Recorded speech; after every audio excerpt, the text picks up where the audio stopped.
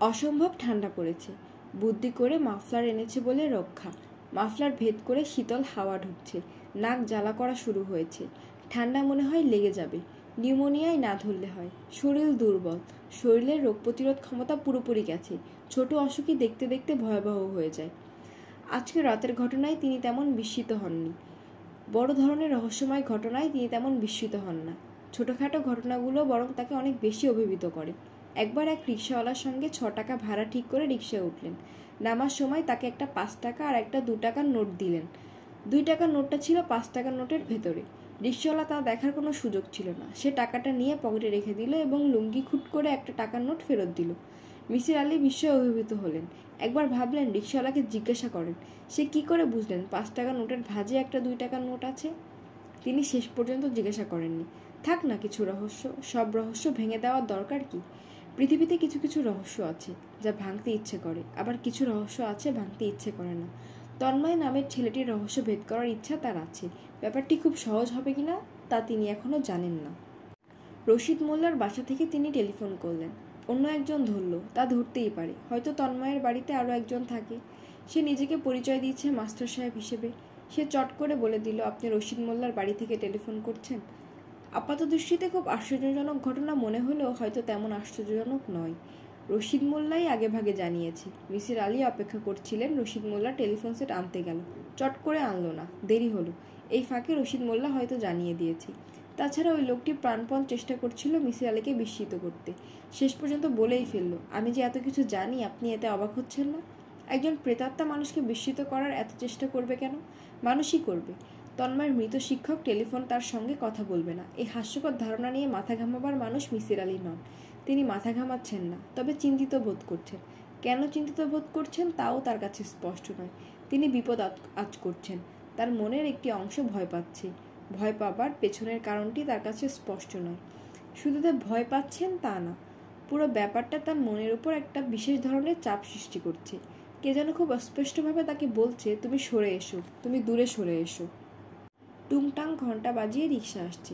ভিড়ের সময় রিক্সাওয়ালারা কখনো ঘন্টা বাজায় না। ফাঁকা রাস্তা বলেই হয়তো ঘন্টা বাজিয়ে আসছে।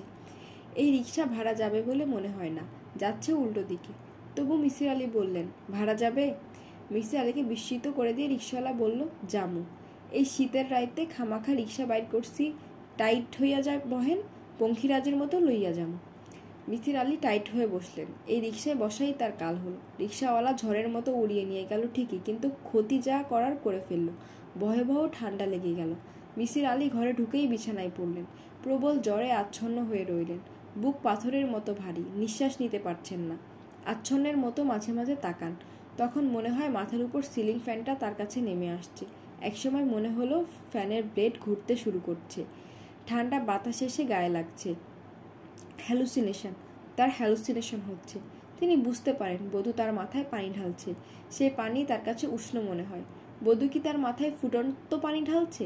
বিছানার এক পাশেই চড়ুই পাখির খাঁচা। খাঁচার ভেতর পাখি দুটি ঘুঘু পাখির মতো বড় দেখাচ্ছে।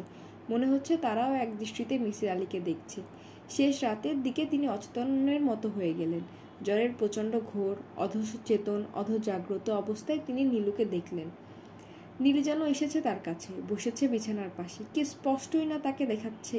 কানের দুপাশে চুল যে বাতাসে কাঁপছে তাও দেখা যাচ্ছে। নীলু বলল, আবার অসুখ বাঁধিয়েছেন? মিসির আলি হাসার চেষ্টা করলেন। আপনি কি আমাকে চিনতে পারছেন? হু, বলুন আমি কে? নীলু। কতদিন পর আপনাকে দেখতে এলাম বলুন তো? তুমি আমাকে দেখতে আসনি, সবই আমার কল্পনা। প্রচণ্ড জ্বরের জন্য আমি এক ধরনের ঘোরের মধ্যে আছি। ঘোরের কারণে মস্তিষ্ক নিউরনে সঞ্চিত স্মৃতি উলটপালট হয়েছে। সে তোমাকে তৈরি করছে। বাস্তবে তোমার অস্তিত্ব নেই। আমি হাত বাড়ালে তোমাকে ছুঁতে পারবো না। এখনও লজিক? হ্যাঁ, এখনও লজিক। দেখুন তো একটু হাত বাড়িয়ে আমাকে ছুঁতে পারেন কি না? পারছি না নীলু, আমার হাত পা পাথরের মতো ভারী হয়ে এসেছে। আমি কেন এসেছি বলুন তো? আমাকে সঙ্গ দেবার জন্য এসেছো। কেউ যখন ভয়ঙ্কর অসুস্থ হয় তখন তার চারপাশের জগৎ শূন্য হয়ে পড়ে। তার মস্তিষ্ক তখন তার জন্য একজন সঙ্গী তৈরি করে। আপনার লজিক ঠিক আছে, আপনি অসুস্থ নন। তুমি চলে যাও নীলু, আমি কথা বলতে পারছি না। আমার কথা বলতে ভালো লাগছে না। আমি চলে যেতে পারছি না। আমি তো নিচ থেকে আসিনি, আপনি আমাকে এনেছেন। ঘোরের মধ্যে মিসির আলি ছটফট করতে লাগলেন। নীলু তার দিকে ঝুঁকে এলো। মিসির আলির অস্বস্তি বোধ করছেন। মেয়েটি এত কাছে এগিয়ে আসছে কেন? এটা ঠিক হচ্ছে না। মিলিও এখন ফিসফিস করে বলল, আমি আপনাকে সাবধান করতে এসেছি। আপনি ভয়াবহ বিপদের দিকে যাচ্ছেন। পুরনো ঢাকার ওই বাড়িতে আপনি কখনো যাবেন না। মাস্টার সাহেবের সঙ্গে আপনার দেখা না করলেও চলবে। প্লিজ আপনি আমার কথা শুনুন। মিসির আলির জ্বর আরও বাড়ল। মনে হচ্ছে মাথার ভেতর একটা রেলগাড়ি চলছে। চাকার ঘর ঘর শব্দ হচ্ছে। সেই শব্দ বারবার বলছে, আপনি আমার কথা শুনুন, আপনি আমার কথা শুনুন। মিসির আলির জ্ঞান কতদিন পর ফিরল তা তিনি জানেন না। চোখ মেলে দেখলেন প্রশস্ত একটি ঘরে তিনি শুয়ে আছেন। বিছানা অপরিচিত, চারপাশের পরিবেশ অপরিচিত। পায়ের কাছে মস্ত কাচের জানালা। জানালা বন্ধ। কাচের ভেতর দিয়ে রোদ এসে পড়ছে তার পায়ের উপর। খুব আরাম লাগছে। তার গায়ে সুন্দর একটা কম্বল। কম্বল থেকে ওষুধের গন্ধ আসছে। তিনি প্রচণ্ড ক্ষুধাও বোধ করছেন। মনে হচ্ছে দীর্ঘদিন তিনি কিছু খাচ্ছেন না।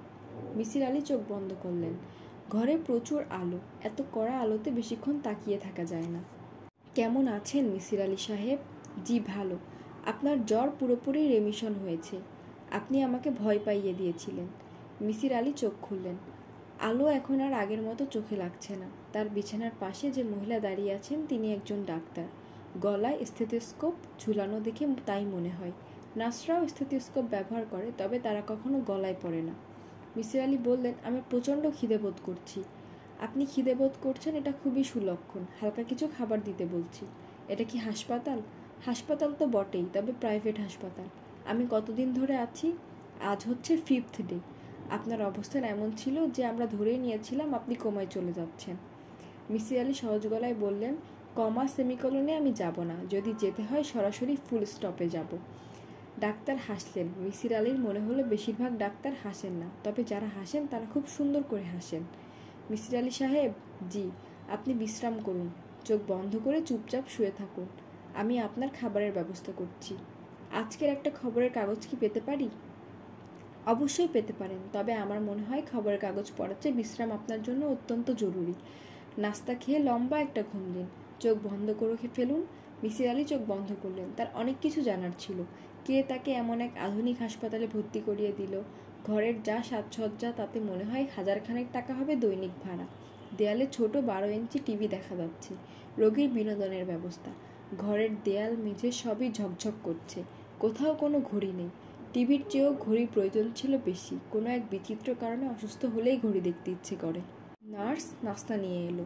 1 স্লাইস রুটি, ডিম পোচ, একটা কমলা, গরম 1 কাপ চা। মিসির আলি বললেন, সিগারেট কি খাওয়া যাবে সিস্টার? না, সিগারেট খাওয়া যাবে না। এটা হাসপাতাল, ধূমপান মুক্ত এলাকা। গরম চায়ের সঙ্গে একটা সিগারেট খেতে পারলে আমার অসুখ পুরোপুরি সেরে যেত বলে আমার ধারণা। এখানকার ডাক্তাররা সেরকম ধারণা না, কাজেই সিগারেট খেতে পারবেন না। নাস্তা খেয়ে নিন, আপনার গা আমি স্পঞ্জ করে দেব। এই রুমটার ভাড়া কত? প্রতিদিন 1500 টাকা। মিসির আলির মুখ শুকিয়ে গেল। 3000 টাকায় তিনি এবং বধূ সারা মাস চালান।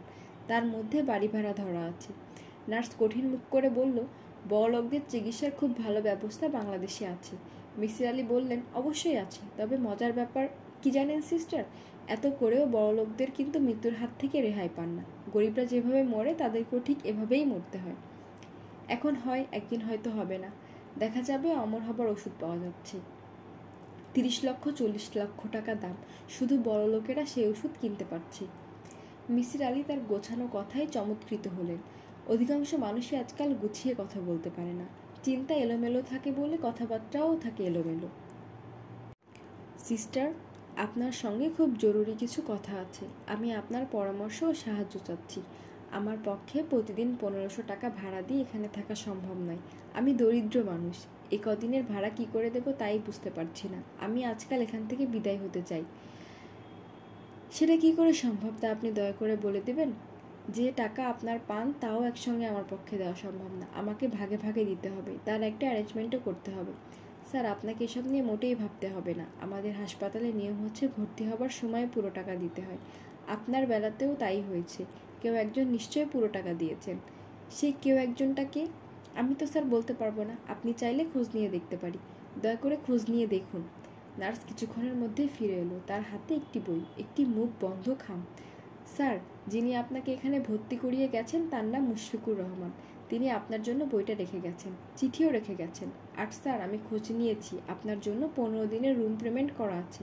তার আগেই যদি আপনি চলে যান তাহলে টাকাটা রিফান্ড করা হবে। মিসির আলি চিঠিটা পড়লেন। সুন্দর হাতের লেখা। এই লেখা দেখে আগেও একবার মুগ্ধ হয়েছিলেন, আজও হলেন। শ্রদ্ধেয় স্যার, আপনি খুব অসুস্থ হয়ে পড়েছিলেন। আমি আপনাকে এই প্রাইভেট ক্লিনিকে নিয়ে এসেছি। আপনার বিনা অনুমতিতেই এটা করতে হলো, কারণ অনুমতি দেওয়ার মতো অবস্থা আপনার ছিল না। আপনার পাখি দুটি আমি আমার নিজের কাছে নিয়ে রেখেছি। আপনার বৈজ্ঞানিক পরীক্ষা আমি চালিয়ে নিতে চেষ্টা করছি। ফলাফল এখন পর্যন্ত শূন্য। দুটি পাখিই খাচ্ছে। আমি আরও কয়েকদিন দেখব। আপনি অসুস্থ অবস্থায় নীলু নীলু বলে ডাকছিলেন। ভদ্রমহিলার ঠিকানা জানার জন্য আমি আপনার কিছু কাগজপত্র ঘাটাঘাটি করেছি। এর পেছনে অন্য কোনো উদ্দেশ্য ছিল না। আপনার অবস্থা দেখে আমি খুবই শঙ্কিত বোধ করছিলাম। আমার মনে হচ্ছিল ওই মহিলাকে যেভাবেই হোক খুঁজে বের করা দরকার। আমি তাকে খুঁজে পেয়েছি, তবে এখনও আপনার কোনো খবর তাকে দেওয়া হয়নি। আপনি চাইলেই দেওয়া হবে। পাখি বিষয়ক আরেকটি গ্রন্থ আপনাকে পাঠালাম, মিস্টেরিয়াস অব মাইগ্রেটরি বার্ডস। আমি বইটি পড়ে আনন্দ পেয়েছি। আপনিও পাবেন বলেই আমার ধারণা। বিনীত ম রহমান। মিসির আলি পরপর 3 বার চিঠি পড়লেন। সব দীর্ঘ চিঠিতেই অপ্রকাশ্য কিছু কথা থাকে, যে কথা পত্রলেখকের মনে আছে কিন্তু তা তিনি জানাতে চান না। সে অপ্রকাশ্য কথা পত্রলেখকের অজান্তে ধরা পড়ে। এখানেও কি ধরা পড়েছে? না, পড়েনি। এই চিঠি খুব সাবধানে লেখা হয়েছে। পাখির ওপর লেখা বইটিতে মিসির আলিকে উদ্দেশ্য করে 2টা লাইন লেখা, দ্রুত সেরে উঠুন, এই শুভকামনা, তন্ময়। একটি বিষয় লক্ষণীয়, যে 2টি নাম ব্যবহার করেছে এর থেকে কি কিছু দাঁড় করানো যায়? না, যায় না। এত সহজে কিছু দাঁড় করানো সম্ভব নয়। তথ্যের পাহাড় জোগাড় করতে হয়। সেই অসংখ্য তথ্যের ভেতর থেকে বেছে বেছে প্রয়োজনীয় তথ্যগুলো নিয়ে ঘর বানাতে হয়। একটা নয়, বেশ কয়েকটা। তার থেকে বেছে নিতে হয় মূল প্রাসাদ, কঠিন কাজ। নার্স মেয়েটি গামলা ভর্তি গরম পানি এবং একটা তোয়ালে নিয়ে এসেছে, গায়ে স্পঞ্জ করবে। মিসির আলি বললেন, আমি কি আরেক পেয়ালা চা পেতে পারি? জি না স্যার, চা একটা উত্তেজক পানীয়। ডাক্তার সাহেব জিজ্ঞাসা না করে আপনাকে দেওয়া যাবে না। আপনার নাম কি? আমার নাম জাহেদা। শুনুন জাহেদা, আপনি যদি আমাকে খুব গরম 1 কাপ চা না খাওয়ান তাহলে আমি আপনাকে গা স্পঞ্জ করতে দেব না। জাহেদা চলে গেল। মিসির আলি খুশি মনে অপেক্ষা করছেন। মেয়েটির মোরালিটি ভেঙে দেওয়া হয়েছে। যখন ফিরে আসবে তখন তাকে বলা হবে, শুনুন জাহেদা, আপনি আমাকে একটা সিগারেট এনে দিন। আমাকে একটা সিগারেট না খাওয়ালে আমি ওষুধ খাবো না। গোপনে এনে দিন, আমি বাথরুমে বসে খেয়ে নেব। কেউ কিছুই বুঝতে পারবে না। জাহেদা ফিরে এলো, কঠিন গলায় বলল, ডাক্তার সাহেবকে জিজ্ঞাসা করেছিলাম, উনি নিষেধ করেছেন, কাজেই চা হবে না। আপনি শার্ট খুলুন। মিসির আলি লক্ষ্য করলেন তার নিজের মোরালিটিই ভেঙে যাচ্ছে। শার্ট খুলে ফেলাই ভালো। মিসির আলি ভেবেছিলেন তিনি পুরোপুরি সেরে গেছেন। দুপুরে শুয়ে শুয়ে পাখি বিষয়ক বইটি পড়তে পড়তেই তার মাথা ধরল। সন্ধ্যাবেলা আবার জ্বর এলো। দেখতে দেখতে জ্বর বেড়ে গেল। পুরো রাত কাটলো জ্বরের ঘোরে। সকালে আবার ভালো। ডাক্তার যখন দেখতে এলেন তখন গায়ে জ্বর নেই, শরীর ঝরঝরে লাগছে। পরপর 3 দিন একই ব্যাপার। মিসির আলি ডাক্তারকে বললেন, কি ব্যাপার ডাক্তার সাহেব, আমার হয়েছে কি? ডাক্তার সাহেব বললেন, এখনও বলতে পারছি না, টেস্ট করা হচ্ছে। কদিন থাকতে হবে? তাও বলা যাচ্ছে না। মিসির আলি শঙ্কিত বোধ করছেন। হাসপাতালে আকাশছোঁয়া বিল অন্য একজন দিয়ে দেবে তা হয় না। পুরো বিল তিনিই দেবেন। কিছু টাকা তিনি আলাদা করে রেখেছিলেন ভয়াবহ দুঃসময়ের জন্য। সেই টাকায় হাত দিতে হবে। রাজকীয় চিকিৎসা তার জন্য না, সরকারি হাসপাতালে যাওয়া দরকার। এই হাসপাতাল ছেড়ে অন্য কোথাও যেতে ইচ্ছে করছে না। প্রতিদিন ভোরবেলা অনেকখানি রোদ এসে তার পায়ে পড়ে। এই দৃশ্যটি তার অসাধারণ লাগে। অন্য কোনো হাসপাতালে এরকম হবে না। রোদে পা মেলে দিয়ে চোখ বন্ধ করে পড়ে থাকার এই আনন্দ থেকে তিনি নিজেকে বঞ্চিত করতে চান না। একজন মানুষের জীবন হচ্ছে ক্ষুদ্র আনন্দের সঞ্চার। এক একজন মানুষকে আনন্দ এক এক রকম। তারটা হয়তো বা কিছুটা অদ্ভুত। তিনি আজও রোদে পা মেলে দিয়ে শুয়ে আছেন, চোখ বন্ধ। হাসপাতালের নার্স তাকে জানিয়েছে আজ তাকে বাড়তি 1 কাপ চা দেওয়া হবে। শুধু তাই না, সিগারেটও দেওয়া হবে। তবে সিগারেট খেতে পারবেন না, হাতে নিয়ে বসে থাকবেন। তাই বা কম কি, তামাকের গন্ধ নেওয়া হবে। কেমন আছেন স্যার? মিসির আলি চোখ নামেলেই বললেন, ভালো। আমাকে চিনতে পেরেছেন? পেরেছি, আপনি মুশফিকুর রহমান, বসুন। চেয়ার টানার শব্দ হলো। মিসির আলি ফুলের গন্ধ পেলেন। মুশফিকুর রহমান তার জন্য ফুল নিয়ে এসেছেন। টেবিলে ভারী কিছু রাখার শব্দ হলো। ফুল নয়, অন্য কিছু, ফল হতে পারে। কি ফল? কমলা হবে না, কমলার ঘ্রাণ তীব্র, তিনি গন্ধ পাচ্ছেন না। সম্ভবত আপেল এবং কলা। না, কলা হবে না। আপেল এবং কলা এক ঠোঙায় আনা হবে না। তিনি একটি ঠোঙা রাখার শব্দ শুনেছেন, হয়তো আপেল। না, আপেলও হবে না। তিনি যে শব্দ শুনেছেন তাতে মনে হচ্ছে শক্ত কিছু রাখা হয়েছে, যেমন ডাব। তবে ডাব হবে না। ডাবকেও টেবিলে রাখবে না, মেঝেতে রাখবে। তাহলে কি? মিসির আলি চোখ মেললেন, তবে টেবিলের দিকে তাকালেন না, তাকালেন মুশফিকুর রহমানের দিকে। তিনি এক ধরনের বিস্ময়বোধক আক্রান্ত হলেন। কোলের উপর হাত রেখে শান্ত ভদ্র বিনয়ী একটা ছেলে বসে আছে। তিনি মুশফিকুর রহমানকে দিনের আলোয় কখনো দেখেননি। একজন মানুষকে দিনের আলোয় একরকম দেখাবে, রাতে অন্যরকম, তা তো হয় না। ছেলেটির মধ্যে মেইলি ভাব অত্যন্ত প্রবল। এ ব্যাপারটি তিনি আগে কেন লক্ষ্য করেননি? ধবধবে ফর্সা গায়ের রং, লাল ঠোঁট, বেশ লাল, চোখের মণি ঘন কালো এবং ছলছলো। ইংরেজি উপন্যাসে চোখের বর্ণনা পাওয়া যায় লিকুইড আইস।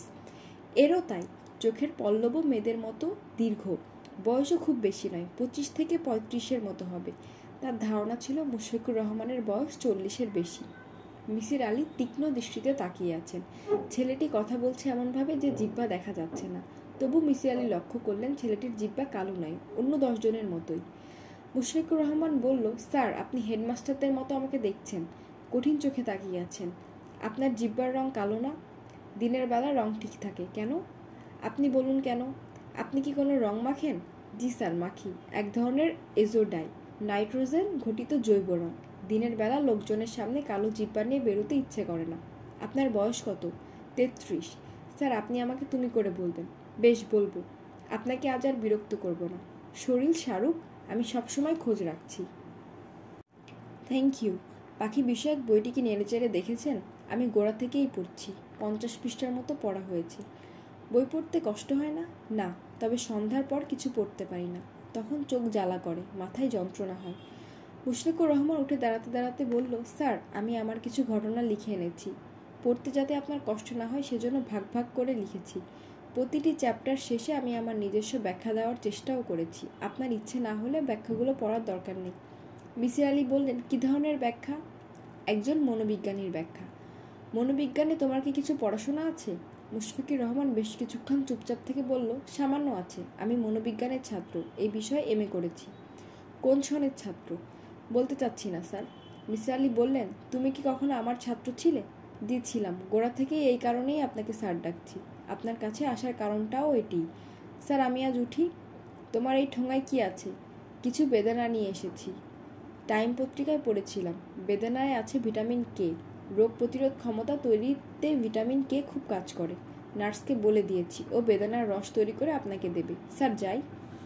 মিসির আলি তাকিয়ে রইলেন। হালকা নীল শার্ট পরা, মাথা ভর্তি কুচকুচে কালো চুলের এই যুবকটি কি সুন্দর লাগছে। কিন্তু সে খুঁড়িয়ে খুঁড়িয়ে হাঁটছে। আগেও একবার খুঁড়িয়ে হাঁটতে দেখেছেন। সেবার বাঁদিকে ঝুঁকে হাঁটছিলেন, এখন হাঁটছে ডান দিকে ঝুঁকে। শ্রদ্ধেয় স্যার। স্যারদের নামের আগে শ্রদ্ধেয় ব্যবহার করা আমাদের প্রাচীন রীতি। যদিও এই সমাজের বেশিরভাগ শিক্ষকরাই শ্রদ্ধেয় বিশেষণ দাবি করেন না। স্কুলে আমাদের একজন অঙ্ক স্যার ছিলেন। তিনি খুব ভালো অঙ্ক জানতেন, ছাত্রদের বুঝাতেনও খুব সুন্দর করে। তিনি আমাকে ডাকতেন সর্প শিশু। মাঝে মাঝেই মজা করার জন্য আমাকে বলতেন, এই হা কর তো, হা করে তোর কুচকুচে কালো জিহ্বাটা নাড়াচাড়া কর, দেখি কেমন লাগে। আমি তাই করতাম। তিনি মজা পেয়ে হো হো করে হাসতেন। এই শিক্ষককে কি শ্রদ্ধেয় বলা ঠিক হবে? আমি আপনার নামের আগে বহুল ব্যবহৃত বিশেষণ ব্যবহার করেছি।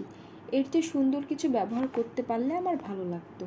আপনি অল্প কিছুদিন আমাদের ক্লাস নিয়েছেন, পড়াতেন অ্যাবনর্মাল বিহেভিয়ার। প্রথম দিন ক্লাসে ঢুকেই বললেন, আমি তোমাদের অ্যাবনর্মাল বিহেভিয়ার পড়াতে এসেছি। পড়ানোর সময় কি করলে আমার আচরণকে তোমরা অ্যাবনর্মাল বলবে? আমরা কেউ কোনো কথা বলতাম না। ছাত্র হিসেবে আমরা আপনাকে যাচাই করে নিতে চাচ্ছিলাম। আপনি বললেন, আচ্ছা, আমি যদি এই টেবিলের উপর দাঁড়িয়ে বক্তৃতা দিই তাহলে কি তোমরা আমার আচরণকে অ্যাবনর্মাল বলবে? একজন ছাত্র বলল, হ্যাঁ। আপনি বললেন, প্রাচীন গ্রিসে কিন্তু ক্লাসরুমে টেবিলের উপর দাঁড়িয়ে বক্তৃতা দেবার প্রচলন ছিল। তারা মনে করত শিক্ষক সবচেয়ে সম্মানিত, তাকে দিতে হবে সবচেয়ে সম্মানের স্থান। তাদের কাছে টেবিলে দাঁড়িয়ে বক্তৃতা দেওয়াটাকে অস্বাভাবিক আচরণ মনে হতো না। কোনো শিক্ষক যদি মেঝেতে দাঁড়িয়ে বক্তৃতা দিতেন সেটা হতো অস্বাভাবিক। কাজেই অস্বাভাবিকের সংজ্ঞা কী? সংজ্ঞা হলো আমরা যা দেখে অভ্যস্ত তার বাইরে কিছু করাটাই অস্বাভাবিক। মজার ব্যাপার হলো মানুষ খুব অস্বাভাবিক একটি প্রাণী, অথচ আমরা মানুষের কাছে স্বাভাবিক আচরণ আশা করি। আচ্ছা, তোমরা একজনকে বলো তো, মানুষ অস্বাভাবিক প্রাণী কেন? ক্লাসের কেউ কথা বলল না। আপনি হাসি মুখে বললেন, মানুষ অস্বাভাবিক, তার কারণ মানুষের মস্তিষ্ক। এই মস্তিষ্ক একসঙ্গে লজিক এবং অ্যান্টি লজিক নিয়ে কাজ করে। প্রতিটি প্রশ্নের দুটি উত্তর সে সমান গুরুত্বের সঙ্গে গ্রহণ করে। একটি হ্যাঁ, অন্যটি না। সে মনে করে দুটি উত্তরই সত্য। তা হয় না। প্রশ্ন: ঈশ্বর বলে কি কিছু আছেন? উদাহরণ দেই। হ্যাঁ বা না। প্রশ্ন: আমরা কি শূন্য থেকে এসেছি? উত্তর: হ্যাঁ এবং না। প্রশ্ন: আমরা কি শূন্যতে মিশে যাব? উত্তর: হ্যাঁ এবং না। স্যার, আপনি ঝড়ের গতিতে একের পর এক প্রশ্ন করে যাচ্ছেন এবং নিজেই উত্তর দিচ্ছেন হ্যাঁ এবং না। আমরা মুগ্ধ ও বিস্মিত। ক্লাসের শেষে আপনার নাম হয়ে গেল হ্যাঁ না স্যার। বিশ্বাস করুন স্যার, এই নাম আমার কখনো ব্যঙ্গার্থে ব্যবহার করিনি। এই নাম উচ্চারণ করেছি শ্রদ্ধা ও ভালোবাসায়। লজিক ব্যবহার করার আপনার অস্বাভাবিক ক্ষমতার সঙ্গে আমাদের অল্প সময়ের ভেতর পরিচয় হলো। শার্লক হোমসের সঙ্গে আমাদের পরিচয় আছে কোনান ডয়েলের উপন্যাসের মাধ্যমে। শার্লক হোমস কল্পনার চরিত্র। আমরা বাস্তবে একজন সাধারণ মানুষকে দেখলাম যার চিন্তাশক্তি ও বিশ্লেষণী ক্ষমতা অতি মানব পর্যায়ের। আপনার নিশ্চয়ই মনে নেই, ক্লাসে আপনি একটি অ্যাসাইনমেন্ট দিয়েছিলেন। আমরা সবাই অ্যাসাইনমেন্ট জমা দিলাম। আপনি আমার খাতা দেখে খানিকটা অবাক হয়ে বললেন, তুমি ক্লাসের পর আমার সঙ্গে দেখা করো। আমি দেখা করতে গেলাম। আপনি বললেন, এত সুন্দর হাতের লেখা কেন? আপনার প্রশ্নের ভঙ্গিতে আমি এমন যেন সুন্দর হাতের লেখা হওয়া দূষণীয়। আমি বললাম, স্যার, সুন্দর হাতের লেখা কি অপরাধ? আপনি হাসতে হাসতে বললেন, না, অপরাধ কেন হবে? তবে হাতের লেখার দিকে তুমি অস্বাভাবিক নজর দিচ্ছ, এটাই আমাকে বিস্মিত করছে। যাদের মনের ভেতরের অবস্থা থাকে বিশৃঙ্খল এবং হয়তো বা অসুন্দর, তারা বাইরের পৃথিবীটাকে সুন্দর এবং সুশৃঙ্খল দেখতে চায়, যে কারণে হাতের লেখার মতো তুচ্ছ একটি বিষয়েও তাদের অপরিসীম মনোযোগ হতে দেখা যায়। তোমার কি কোনো সমস্যা আছে? আমি বললাম, না। আমি যে মিথ্যে বলছি আপনি তার সঙ্গে সঙ্গে ধরে ফেললেন। সেটা আমি আপনার হাসি দেখেই বুঝলাম। তবে আপনি আমাকে মিথ্যে বলার জন্য অভিযুক্ত করলেন না। শান্ত গলায় বললেন, তোমার রিপোর্টটি পড়ে আমি আনন্দ পেয়েছি। সবাই বইপত্র ঘেটে রিপোর্ট তৈরি করেছি, একমাত্র তুমি যে যা ভেবেছ তাই লিখেছ। রিপোর্টের বিষয়বস্তু ছিল স্ট্রেঞ্জ ড্রিমস বা অদ্ভুত স্বপ্ন। আমি আমার নিজের দেখা একটি অদ্ভুত স্বপ্ন লিখে তার ব্যাখ্যা দেওয়ার চেষ্টা করেছিলাম। আমি বললাম, স্যার, আমার ব্যাখ্যা কেমন হয়েছে? আপনি বললেন, বায়াসড ব্যাখ্যা হয়েছে। যেহেতু তুমি স্বপ্ন দেখেছ, সেহেতু তুমি তা ব্যাখ্যা করেছ নিজের দিকে পক্ষপাতিত্ব করে। আমি অন্য ব্যাখ্যা করব। আপনার ব্যাখ্যা কি স্যার? আপনি বললেন, আমার ব্যাখ্যা দেওয়ার আগে আমাকে জানতে হবে তুমি আসলেই এ জাতীয় স্বপ্ন দেখেছ কিনা। মানুষ কখনো তার অভিজ্ঞতার বাইরে স্বপ্ন দেখে না। মানুষের কল্পনা অভিজ্ঞতার ভেতর সীমাবদ্ধ। একজন শিল্পীকে তুমি যদি দৈত্যের ছবি আঁকতে দাও, সে এক চোখ এক দৈত্যের ছবি আঁকবে, যার দুটি শিং আছে। তুমি খুব মন দিয়ে লক্ষ্য করলে দেখবে দৈত্যের হাত পা দেখাচ্ছে মানুষের মতো, কপালের চোখটা বিড়ালের মতো, মাথার শিং দুইটি গরুর মতো। অর্থাৎ শিল্পী তার অভিজ্ঞতাই কল্পনায় ব্যবহার করেছেন। দৈত্যের ছবিতে তুমি এক শিঙের দৈত্য পাবে, কিন্তু 3 শিঙের দৈত্য সচরাচর পাবে না, কারণ মানুষ এক শিঙের প্রাণী দেখেছে, যেমন গন্ডার, 2 শিঙের প্রাণী দেখেছে, গরু ছাগল, কিন্তু 3 শিঙের প্রাণী দেখেনি। বুঝতে পারছো কি বলছি? পারছি স্যার। কিন্তু তুমি যে স্বপ্ন দেখেছো বলে লিখেছো, এই স্বপ্ন তুমি দেখতে পারো না। এই স্বপ্ন মানুষের পক্ষে দেখা সম্ভব না। আমি বললাম, এই স্বপ্ন দেখেছি স্যার আমি। আপনি অনেকক্ষণ আমার দিকে তাকিয়ে থেকে বললেন, আচ্ছা তুমি যাও, যদি কখনো বড় ধরনের সমস্যায় পড়ো আমার কাছে এসো। আপনার কি মনে পড়ে আপনি এই জাতীয় একটি আশ্বাস বাণী আপনার একজন ছাত্রকে দিয়েছিলেন? হয়তো আপনার মনে নেই, আমি কিন্তু মনে করে রেখেছি এবং সব সময় আপনার খোঁজ রেখেছি। গত 7 বছরে আপনি কোন কোন বাসায় ছিলেন, কতদিন ছিলেন, সব আমি একের পর এক বলে দিতে পারবো। এরপরেও আমাকে আপনার অবিশ্বাস করার কোনো কারণ নেই। স্যার, সমস্যায় আমি এখন পড়িনি, সমস্যায় পড়েছিলাম ছেলেবেলাতেই। সেই সমস্যা আমি আমার নিজের মতো করে সমাধান করার চেষ্টা করেছি। আমাকে সাহায্য করেছেন আমার একজন গৃহশিক্ষক, যিনি জীবিত নন, মৃত। মৃত মানুষটি এখনও আমাকে সাহায্য করে যাচ্ছেন। আপনার মতো যুক্তিবাদী মানুষের কাছে নিতান্তই অযৌক্তিক একটি বিষয় উত্থাপন করলাম কারণ আপনি বলেছেন মানুষ যে কোনো প্রশ্নের উত্তর হিসেবে হ্যাঁ এবং না দুটি গ্রহণ করে। আমি আমার গৃহশিক্ষকের সঙ্গে আপনার পরিচয় করিয়ে দিব। তার আগে আমার কিছু কথা জেনে নিতে হবে। আমি নিজে আমার কথা ছাড়াভাবে আপনাকে কিছু বলেছি। আপনি নিজে অনুসন্ধান করে কিছু কিছু বের করার চেষ্টা করেছেন। এতে লাভ তেমন হয়নি। আপনি বিভ্রান্ত হয়েছেন। আপনি আমার মার সঙ্গে কথা বলেছেন। তাকে আপনার নিশ্চয়ই সরল সাদাসিধে মহিলা মনে হয়েছে। তিনি মোটেই সেরকম নন। আমার বাবা মাকে পরিত্যাগ করেছিলেন কারণ তিনি স্বচক্ষে দেখেছিলেন আমার মা গলা টিপে আমাকে হত্যা করার চেষ্টা করছেন। এতে আমার শ্বাসনালী ক্ষতিগ্রস্ত হয়। দীর্ঘদিন হাসপাতালে রেখে আমার চিকিৎসা করাতে হয়। ঘটনাটা যখন ঘটে তখন আমার বয়স 4 বছরের স্মৃতি শিশুর মনে থাকে। আমার স্পষ্ট মনে আছে। স্যার, আপনি অনেকক্ষণ এক নাগাড়ে আমার লেখা পড়লেন। এখন আপনার বিশ্রাম করুন, বাকিটা কাল পড়বেন। মিসির আলী মুশফিকুর রহমানের খাতা নিয়ে বসেছেন। এখন পড়ছেন শৈশব স্মৃতি। খুবই গোছানো লেখা, একটিও বানান ভুল নেই, কাটাকুটি নেই। বোঝাই যাচ্ছে এই অংশ অনেক দিন আগে লেখা। কাগজ পুরনো হয়ে গেছে, লেখার কালই বিবর্ণ, তবে তাকে উদ্দেশ্য করেই লেখা। কিছু কিছু জায়গা নতুন লেখা হয়েছে, সেগুলো পেন্সিলে লেখা এবং তারিখ দেওয়া।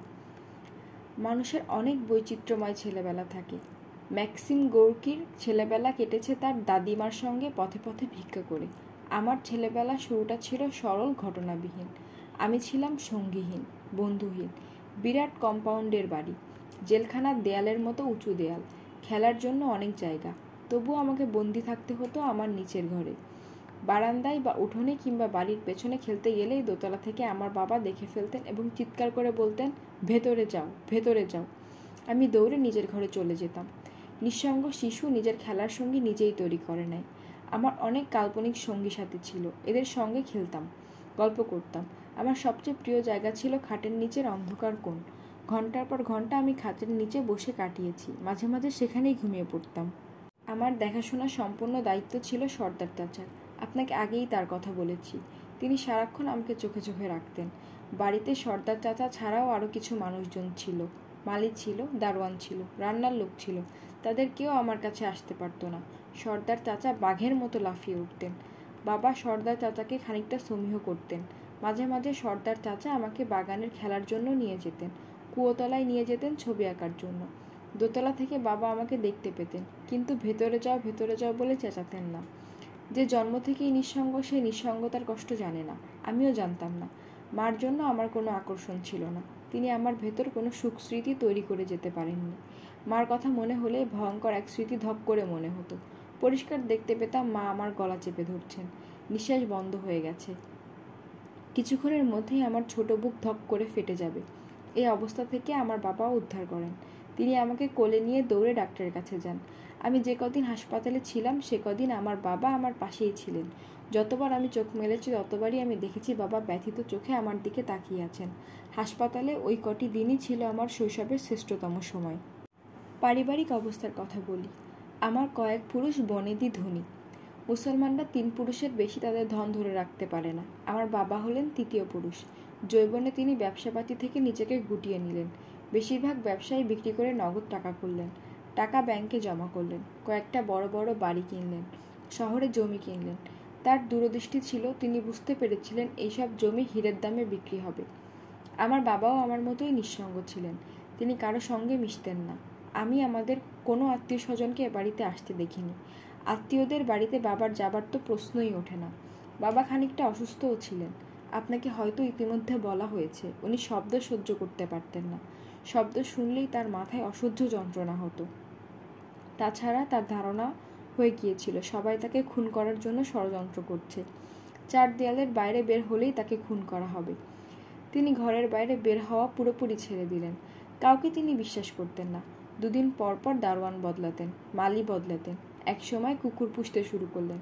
প্রথমে এলো সরাইলের 2টি কুকুর, গ্রে হাউন্ড জাতীয় কুকুর, ভয়ঙ্কর রাগী। মালি এবং দারোয়ানের সংখ্যা কমতে লাগলো, কুকুরের সংখ্যা বাড়তে লাগলো।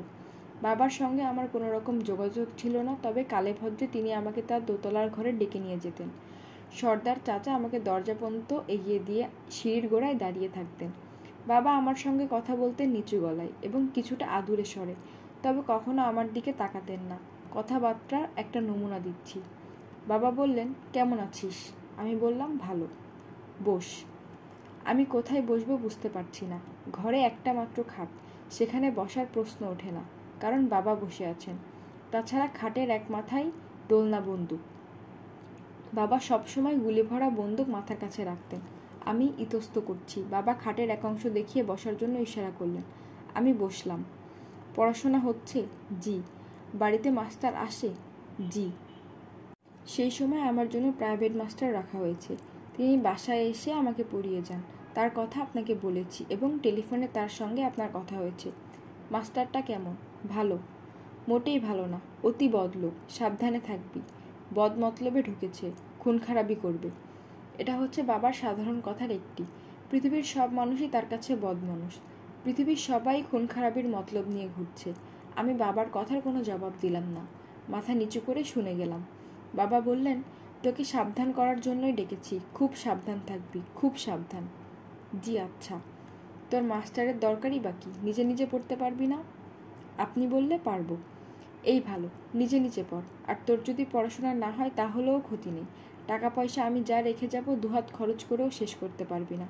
আমার মৃত্যুর পর দুহাতে খরচ করবি। জায়গা জমি সব বিক্রি করে দিবি। তোর কোনো টাকা পয়সা জমিয়ে রাখার দরকার নেই, বুঝতে পারছিস? পারছি। আচ্ছা যা, আমি সর্দারকে বলে দেব সে যেন মাস্টারকে আসতে নিষেধ করে। আচ্ছা। আরেকটা কথা, রাত বেরাতে দরজা খুলে বের হবি না। কুকুরগুলো ভয়ঙ্কর, এরা তোকে খেয়ে ফেলবে। কুকুরগুলো ছিল সত্যিই ভয়ঙ্কর। রাতে যতবার ঘুম ভাঙত শুনতাম এরা চাপা গর্জন করছে। একটা কুকুর রোজ রাতে আমার দরজায় আছড়াতো। রাতে একবার ঘুম ভাঙলে আর ঘুমোতে পারতাম না। আমি কি এখন চলে যাব? আচ্ছা যা। বাবা বালিশ উঁচু করে বালিশের নিচ থেকে চকচকে একটা 10 টাকার নোট বের করে আমার দিকে এগিয়ে দিয়ে বলল, বাদাম কিনে খাস। যতবার বাবার কাছে গিয়েছি ততবারই বাদাম কিনে খাবার জন্য একটা করে চকচকে 10 টাকার নোট পেয়েছি। বাদাম অবশ্যই খাওয়া হয় নাই, আমাকে দোকানে নিয়ে যাওয়া নিষেধ ছিল। টাকাগুলো আমি একটা কৌটায় জমা করে রেখেছি। যতবার টাকাগুলো দেখি ততবারই ভালো লাগে। বাবার হুকুমে সর্দার চাচা মাস্টার সাহেবকে এ বাড়িতে আসতে নিষেধ করে দেন। তারপরেও তিনি মাঝে মধ্যে আসতেন, অনেকক্ষণ থাকতেন। এর মধ্যে একদিন এসে আমার হাতে একটা চিঠি দিলেন। সেই চিঠি আমার মার লেখা। মা আমার সঙ্গে দুটো কথা বলতে চান। আমি কি তার কাছে যেতে পারবো? আমার মাস্টার সাহেবের সঙ্গে পরামর্শ করে পরদিন বাড়ি থেকে বের হলাম। ধরা পড়লাম সর্দার চাচার হাতে। বাকি ঘটনা আপনি জানেন। ওই অংশটি দ্বিতীয়বার বলতে চাই না। যে কথাটা আপনাকে আগে বলা হয়নি তা হচ্ছে ওই চিঠি আমার মার লেখা ছিল না, ওই চিঠি মাস্টার সাহেবের লেখা।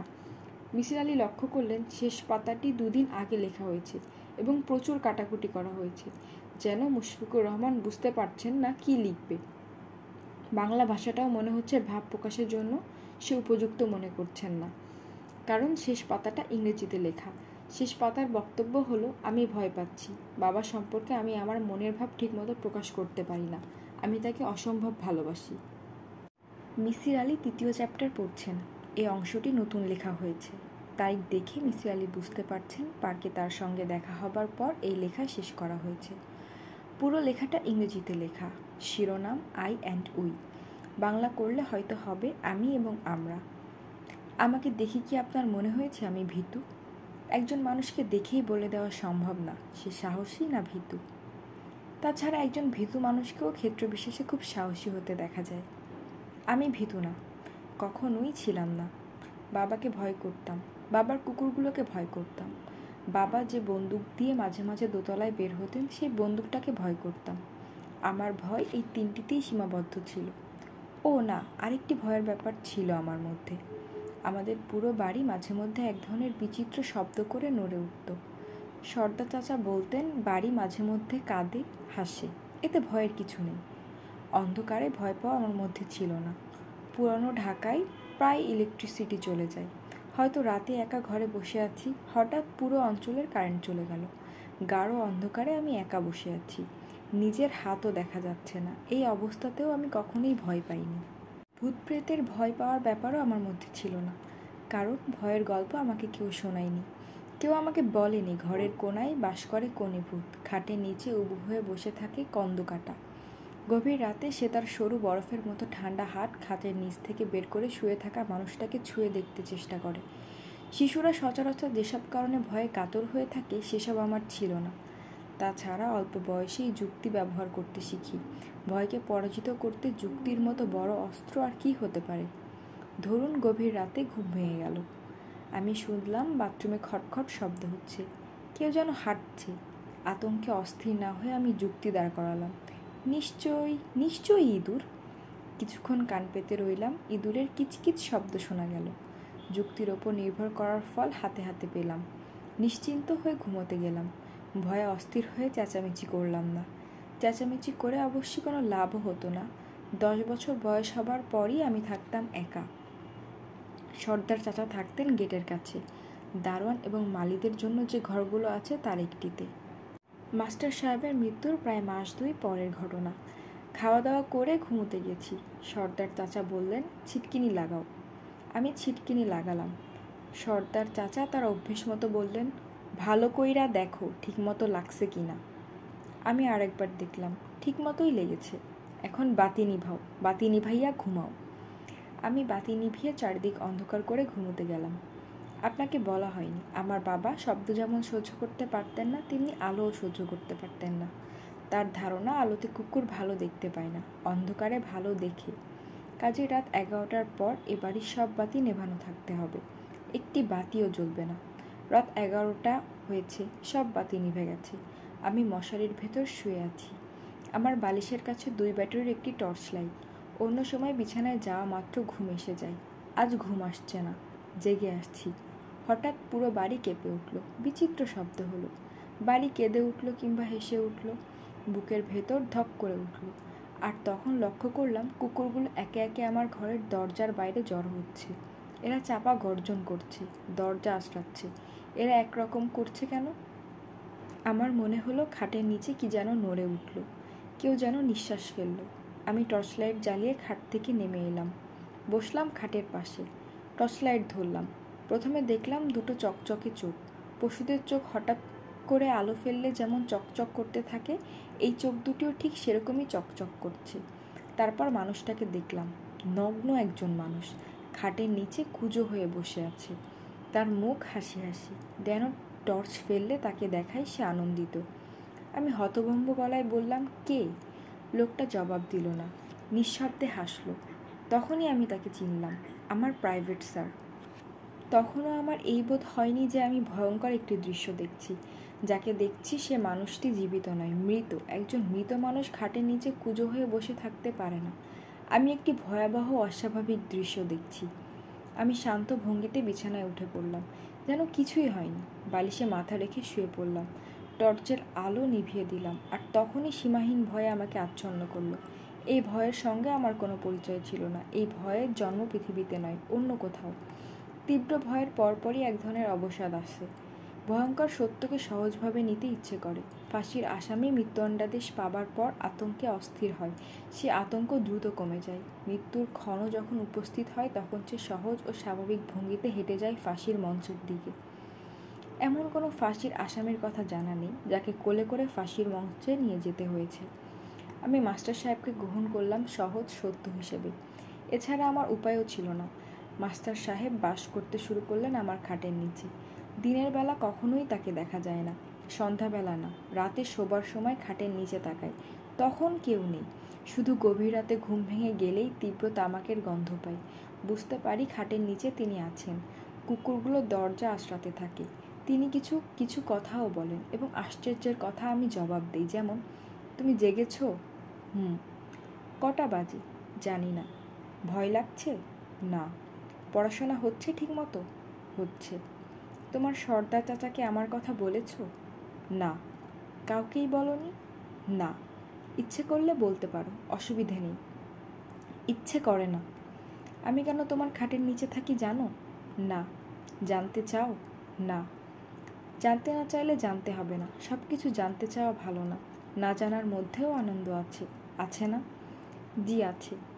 ইংরেজি একটা প্রবাদ আছে, তোমাকে একবার পড়িয়েছিলাম, মনে আছে? আছে। বলো তো দেখি। মনে পড়ছে না। মনে করার চেষ্টা করো। ইংরেজি বেশি বেশি করে পড়বে, অর্থের মানে বুঝতে না পারলে ডিকশনারি দেখবে। আচ্ছা, তুমি আমাকে আশ্রয় দিয়েছো, কাজে আমি তোমার কোনো ক্ষতি করব না। আমি তোমাকে সাহায্য করব, পরামর্শ দেব। আচ্ছা, আমার সম্বন্ধে তোমার কি কিছু জানতে ইচ্ছে করে? না। জানতে ইচ্ছে করলে জিজ্ঞেস করো, আমি বলবো। আমি এমন সব বিষয় জানি যা জীবিত মানুষ জানে না। আমি কিছু জানতে চাই না। ঘুম পাচ্ছে? ঘুমিয়ে পড়ো। মশারি ঠিক মতো গোজা হয়েছে? বড্ড মশা, তুমি ঘুমাও। টর্চ লাইটটা কি হাতের কাছে আছে? আছে। একবার জ্বালিয়ে দেখে নাও ব্যাটারি ঠিক আছে কিনা। ঠিক আছে। তোমার সর্দা চাচাকে বললে আরেক জোড়া ব্যাটারি এনে রাখবে। জি আচ্ছা। ঘুমিয়ে পড়ো। জি আচ্ছা। গায়ে চাদর দিয়েছে কেন? চাদর সরিয়ে ফেলো। গরমে চাদর গায়ে ঘুমোলে গায়ে ঘামাচি হবে। আমি চাদর সরিয়ে সঙ্গে সঙ্গে ঘুমিয়ে পড়ি। আবার ঘুম ভাঙে, তীব্র তামাকের গন্ধ পাই। আমার ঘুম ভাঙার সঙ্গে তিনি বুঝতে পারেন। ভরাট গলায় বলেন, ঘুম ভেঙেছে? অসহ্য গরম পড়েছে, ঘন ঘন ঘুম ভাঙারই কথা। পানি পিপাসা হয়েছে? না। বাথরুমে যাবে? না। গল্প শুনতে চাও? না। আমি তোমার ভবিষ্যৎ নিয়ে খুব চিন্তা করছি। এই সংসারে তুমি খুব শিগগিরই একা হয়ে যাবে। তোমার বাবা বেশি দিন বাঁচবেন না, সর্দার চাচাও থাকবেন না, তুমি হবে একা। বুঝতে পারছো? পারছি। তোমার বাবা যে মারা যাবেন, এতে তোমার কষ্ট হচ্ছে না? হচ্ছে। কষ্ট হওয়ারই কথা, তবে মৃত্যু তার জন্য মঙ্গলজনক হবে। কিছু মানুষের জন্য মৃত্যু মঙ্গলময়। উনি অসুস্থ, অসুস্থতা ক্রমেই বাড়ছে। ওনার যে অসুখ, সেটা আরও বেড়ে গেলে চারিদিকে বিকট সব জিনিস দেখতে পান। সেসব ভয়ঙ্কর জিনিস দেখার কষ্ট মৃত্যু যন্ত্রণার চেয়েও শতগুণে বেশি। মৃত্যু যন্ত্রণা একবার হয়, কিন্তু এই যন্ত্রণা হতেই থাকে, শেষ হয় না, ধাপে ধাপে বাড়ে। তোমার মনে হয় না মৃত্যু তার জন্য ভালো? জি, মনে হয়। তার মৃত্যুর ব্যাপারে আমাদের সামান্য হলেও সাহায্য করা উচিত বলে আমি মনে করি। সাহায্য করা উচিত না? জি, উচিত। কিভাবে সাহায্য করা যায় তুমি বলো তো? আমি জানি না। আমার তেমন কোনো ক্ষমতা নেই, আমি ছায়া মাত্র। আমি শুধু বুদ্ধি দিতে পারি, কিছু করতে পারি না। তবে আমার ক্ষমতা বাড়ছে। ছায়া জগতের ছায়াদের ক্ষমতা বাড়ে এবং কমে। যতই তুমি আমার ওপর বিশ্বাস করবে, ততই আমার ক্ষমতা বাড়বে। তোমার সর্দার চাচা যদি আমাকে বিশ্বাস করতে শুরু করে, তাহলে আমার ক্ষমতা অনেক গুণ বেড়ে যাবে। তখন আমি ছোটোখাটো কাজ করতে পারবো। তুমি কি মনে করো না আমার ক্ষমতাটা বাড়া উচিত? মনে করি। বুঝেছো তন্ময়, আমি তোমাকে সাহায্য করব, তোমার ক্ষতির চেষ্টা কখনো করব না। প্রচুর ক্ষমতা হবার পরও করব না। এখন ঘুমাও। আচ্ছা। তুমি কি আসছে না? না। তাহলে এসো, আরও কিছুক্ষণ গল্প করি। তোমার বাবার মৃত্যুর ব্যাপারে কি করা যায় তা নিয়ে ভাবি। ভাবতে ইচ্ছা করছে না। ভাবলে কোনো দোষ নেই। ভাবলে যে করতে হবে তা তো না। আমরা কত কিছু ভাবি, ভাবলেই যে করতে হবে তা তো না। আমরা সবসময় যা ভাবি তা কি করি? না। বেশ, এসো তাহলে ভাবি। তুমি কি কলা খাও তন্ময়? খাই। রাতে শোবার আগেই কলার খোসাগুলো তুমি নিশ্চয়ই দোতলা সিঁড়ির মাথায় রেখে আসতে পারো না? এটা তো তোমার তেমন কোনো অন্যায় না। ঝুড়িতে না ফেলে সিঁড়ির মাথায় ফেলেছো। মনের ভুলেও তো ফেলতে পারতে না? তোমার বাবা তো রাতে বারান্দায় হাঁটেন, অন্ধকার বারান্দা। মনের ভুলে তিনি কলার খোসায় পা ফেলতে পারেন না? পারেন। কলার খোসায় পা পড়লে অনেক কিছুই হতে পারে। তিনি সামান্য হোঁচট খেতে পারেন, বারান্দায় হুমড়ি খেয়ে পড়ে যেতে পারেন, আবার সিঁড়ি একেবারে নিচে পড়ে যেতে পারেন না? পারেন। কোনটা ঘটবে আমরা জানি না, কবে ঘটবে তাও জানি না। প্রথম দিনেই যে ঘটবে তা তো না। প্রথম দিনে কিছু নাও ঘটতে পারে। দিনের পর দিন হয়তো তোমাকে কলার খোসা রাখতে হবে। পারবে না? কথা বলছো না কেন? পারবে না? পারবো। বাহ, ভালো, ভেরি গুড। এখন ঘুমাও, আরাম করে ঘুমাও। ঠান্ডা বাতাস ছেড়েছে, ঘুম ভালো হবে। আমি ঘুমিয়ে পড়লাম। আমার বাবা মারা গেলেন কলার খোসায় পা হড়কে। তিনি সিঁড়ি থেকে গড়িয়ে নিচে পড়ে যান। মাথায় প্রচণ্ড ব্যথা পান। 2 দিন হাসপাতালে অচেতন অবস্থায় থেকে 3য় দিন তার মৃত্যু হয়। মৃত্যুর আগে কিছুক্ষণের জন্য তার জ্ঞান ফেরে। তিনি ব্যাকুল হয়ে কাঁদতে কাঁদতে বলেন, আমার ছোট্ট বাচ্চাটাকে কে দেখবে? বাবার মৃত্যুর পর অনেক দিন আমার খাটের নিচে কেউ ছিল না। কতদিন তা বলতে পারবো না। আমি এক ধরনের আচ্ছন্ন অবস্থার ভেতর ছিলাম। সময়ের হিসাব ছিল না। সারা দিন কুয়াতলায় ছবি আঁকতাম। সর্দার চাচা কুয়ার উপর বসে বিষণ্ণ চোখে আমার ছবি আঁকা দেখতেন। একসময় দীর্ঘ নিঃশ্বাস ফেলে বলতেন, সৌন্দর্য হইছে, এখন ধুইয়া ফেলি। আমার দায়িত্ব গ্রহণ করার জন্য দীর্ঘদিন পর আমার মা উপস্থিত হলেন। সর্দার চাচা কঠিন গলায় তাকে ফিরিয়ে দিলেন। আমি শুনলাম তিনি আমার মাকে বলছেন, খবরদার এই দিকে পাও বাড়াইবেন না, পা বাড়াইলে কুত্তা দিয়ে খাওয়াইয়া দিমু। বাবা কাগজপত্রে আমার জন্য অভিভাবক নিযুক্ত করে রেখে গিয়েছিলেন। তিনি হলেন বাবার ম্যানেজার ইসমাইল চাচা। পৃথিবীতে কঠিন মানুষ যে কজনকে আমি চিনি, তিনি তার একজন। তিনি কাজ ছাড়া অন্য কিছু কখনো ভালোবেসেছেন বলে আমি জানি না। বাবার মৃত্যুর পর একদিন আমাদের বাড়িতে তিনি এলেন। আমাকে একটিও সান্ত্বনার কথা বললেন না। যন্ত্রের মতো গলায় বললেন, তুমি কোনো রকম দুশ্চিন্তা করবে না। স্কুলে যাওয়া শুরু করো, পড়াশোনা করো। অন্য কোনো বিষয় নিয়ে চিন্তার কিছু নাই। সেই চিন্তা আমি করব। তোমার মা তোমার অভিভাবকত্বের জন্য কোর্টে মামলা করেছেন। মামলায় লাভ হবে না। আমাদের কাছে প্রমাণ আছে ছোটবেলায় তিনি তোমাকে হত্যা করতে চেয়েছিলেন। তারপরেও আমি তোমাকে জিজ্ঞেস করি, তুমি কি তোমার মা তোমার অভিভাবক হিসেবে চাও? আমি বললাম না। বেশ, আমি তাহলে যাই।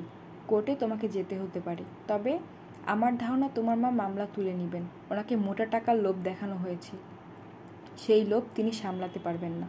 তুমি কি টাকার পরিমাণ জানতে চাও? আমি বললাম, না। সেই ভালো, টাকা পয়সা থেকে দূরে থাকাই ভালো। তোমার বাবা আমাকে দায়িত্ব দিয়ে গিয়েছিলেন, সেই দায়িত্ব আমি পালন করব, বাকি আল্লাহর ইচ্ছা। যখন সব মোটামুটি স্বাভাবিক হয়ে এসেছে, যখন আমি ভাবতে শুরু করেছি খাটের নিচে আর কখনোই কাউকে দেখব না, আমার ভেতর এক ধরনের অসুখ তৈরি হয়েছিল, অসুখ সেরে গেছে। তখনই এক রাতে খাটের নিচ থেকে তীব্র তামাকের গন্ধ পেলাম। আমি ফিসফিস করে বললাম, কে? মাস্টার সাহেবের শ্লেষ্মা জড়িত ভারী গলার আওয়াজ পাওয়া গেল। আমি তন্ময়, আমি। তুমি কেমন আছো? ভালো। আমি বুঝতে পারছি ভালো আছো। ভালো আছো বলেই তোমাকে বিরক্ত করছি না। আমি কেমন আছি তা তো জিজ্ঞাসা করলে না। জিজ্ঞাসা করো, আপনি কেমন আছেন? আনন্দে আছি, আমার ক্ষমতা অনেক বেড়েছে। ছায়া জগতের এই এক মজা। ক্ষমতা যখন বাড়ে দ্রুত বাড়ে। আমি এখন তোমার বাবার দোতলার ঘরটায় থাকি, আরামে থাকি। নির্জনতা ভালো লাগে, একা থাকার মজাই অন্যরকম। মাঝে মাঝে তোমার বাবা টেলিফোন বেজে ওঠে, টেলিফোনের রিসিভার তুলে বলতে ইচ্ছে করে, বলতে পারি না। এত ক্ষমতা আমার এখনো হয়নি, তবে দেরি নেই, হবে, খুব শিগগিরই হবে। তন্ময়, জি। তুমি একবার আমাকে সাহায্য করেছো, আর একবার একটু সাহায্য করবে না? সামান্য সাহায্য। তাহলে তোমার সঙ্গে আমি একটা চুক্তিতে যাব। আমি তোমাকে বিরক্ত করব না, তুমি তোমার মতো থাকবে, আমি থাকবো আমার মতো। আর সাহায্য যদি না করো তাহলে বাধ্য হয়ে তোমাকে বিরক্ত করতে হবে। তুমি কি চাও আমি তোমাকে বিরক্ত করি? না। তাহলে তুমি সাহায্য করো। কাজটা খুব সহজ। তুমি যখন কুয়োতলায় ছবি আঁকো তখন তোমার সর্দার চাচা কুয়োর পাড়ে বসে থাকেন না? বসে বসে ঝিমোতে থাকেন। মাঝে মাঝে তার চোখও বন্ধ হয়ে যায়, যায় না? হ্যাঁ, যায়। এই সময় সামান্য ধাক্কা দিলেই কিন্তু উনি কুয়োর ভেতরে পড়ে যাবেন। অনেক দিনের পুরনো কুয়া, বিষাক্ত গ্যাস জমে আছে। একবার কুয়োর ভেতরে পড়ে গেলে বাঁচার কোনো উপায় নেই। পারবে না? না। দেখো তন্ময়, এটা না পারলে কি করে হবে? না পারলে আমি তোমাকে ক্রমাগত বিরক্ত করতে থাকবো। রাতে ঘুম ভাঙলে দেখবে আমি তোমার পাশে নগ্ন হয়ে শুয়ে আছি। সেটা কি তোমার ভালো লাগবে? না। তাহলে আমি যা বলছি তাই তুমি করবে, ঠিক না তন্ময়? হ্যাঁ। Good boy, very good boy. তার দুদিন পরই কুয়োর ভেতর পড়ে সর্দার চাচা মারা যান। বাবার ম্যানেজার ইসমাইল চাচা তখন থাকতে আসেন আমার সঙ্গে। তিনি তার মেয়েটিকে তার সঙ্গে নিয়ে আসেন। ইসমাইল চাচা বিপত্নিক ছিলেন, তার একটি মাত্র মেয়ে। মেয়েটির নাম রানু। তিনি রানুকে নিয়ে আমাদের বাড়িতে উঠে এলেন। 2টা ঠেলাগাড়িতে করে তাদের মালপত্র চলে এলো। বাড়ির এক অংশে পরপর 3টি ঘর তিনি বেছে নিলেন। একটি তার শোবার ঘর, একটি বসার, একটিতে আমার থাকার ব্যবস্থা হলো।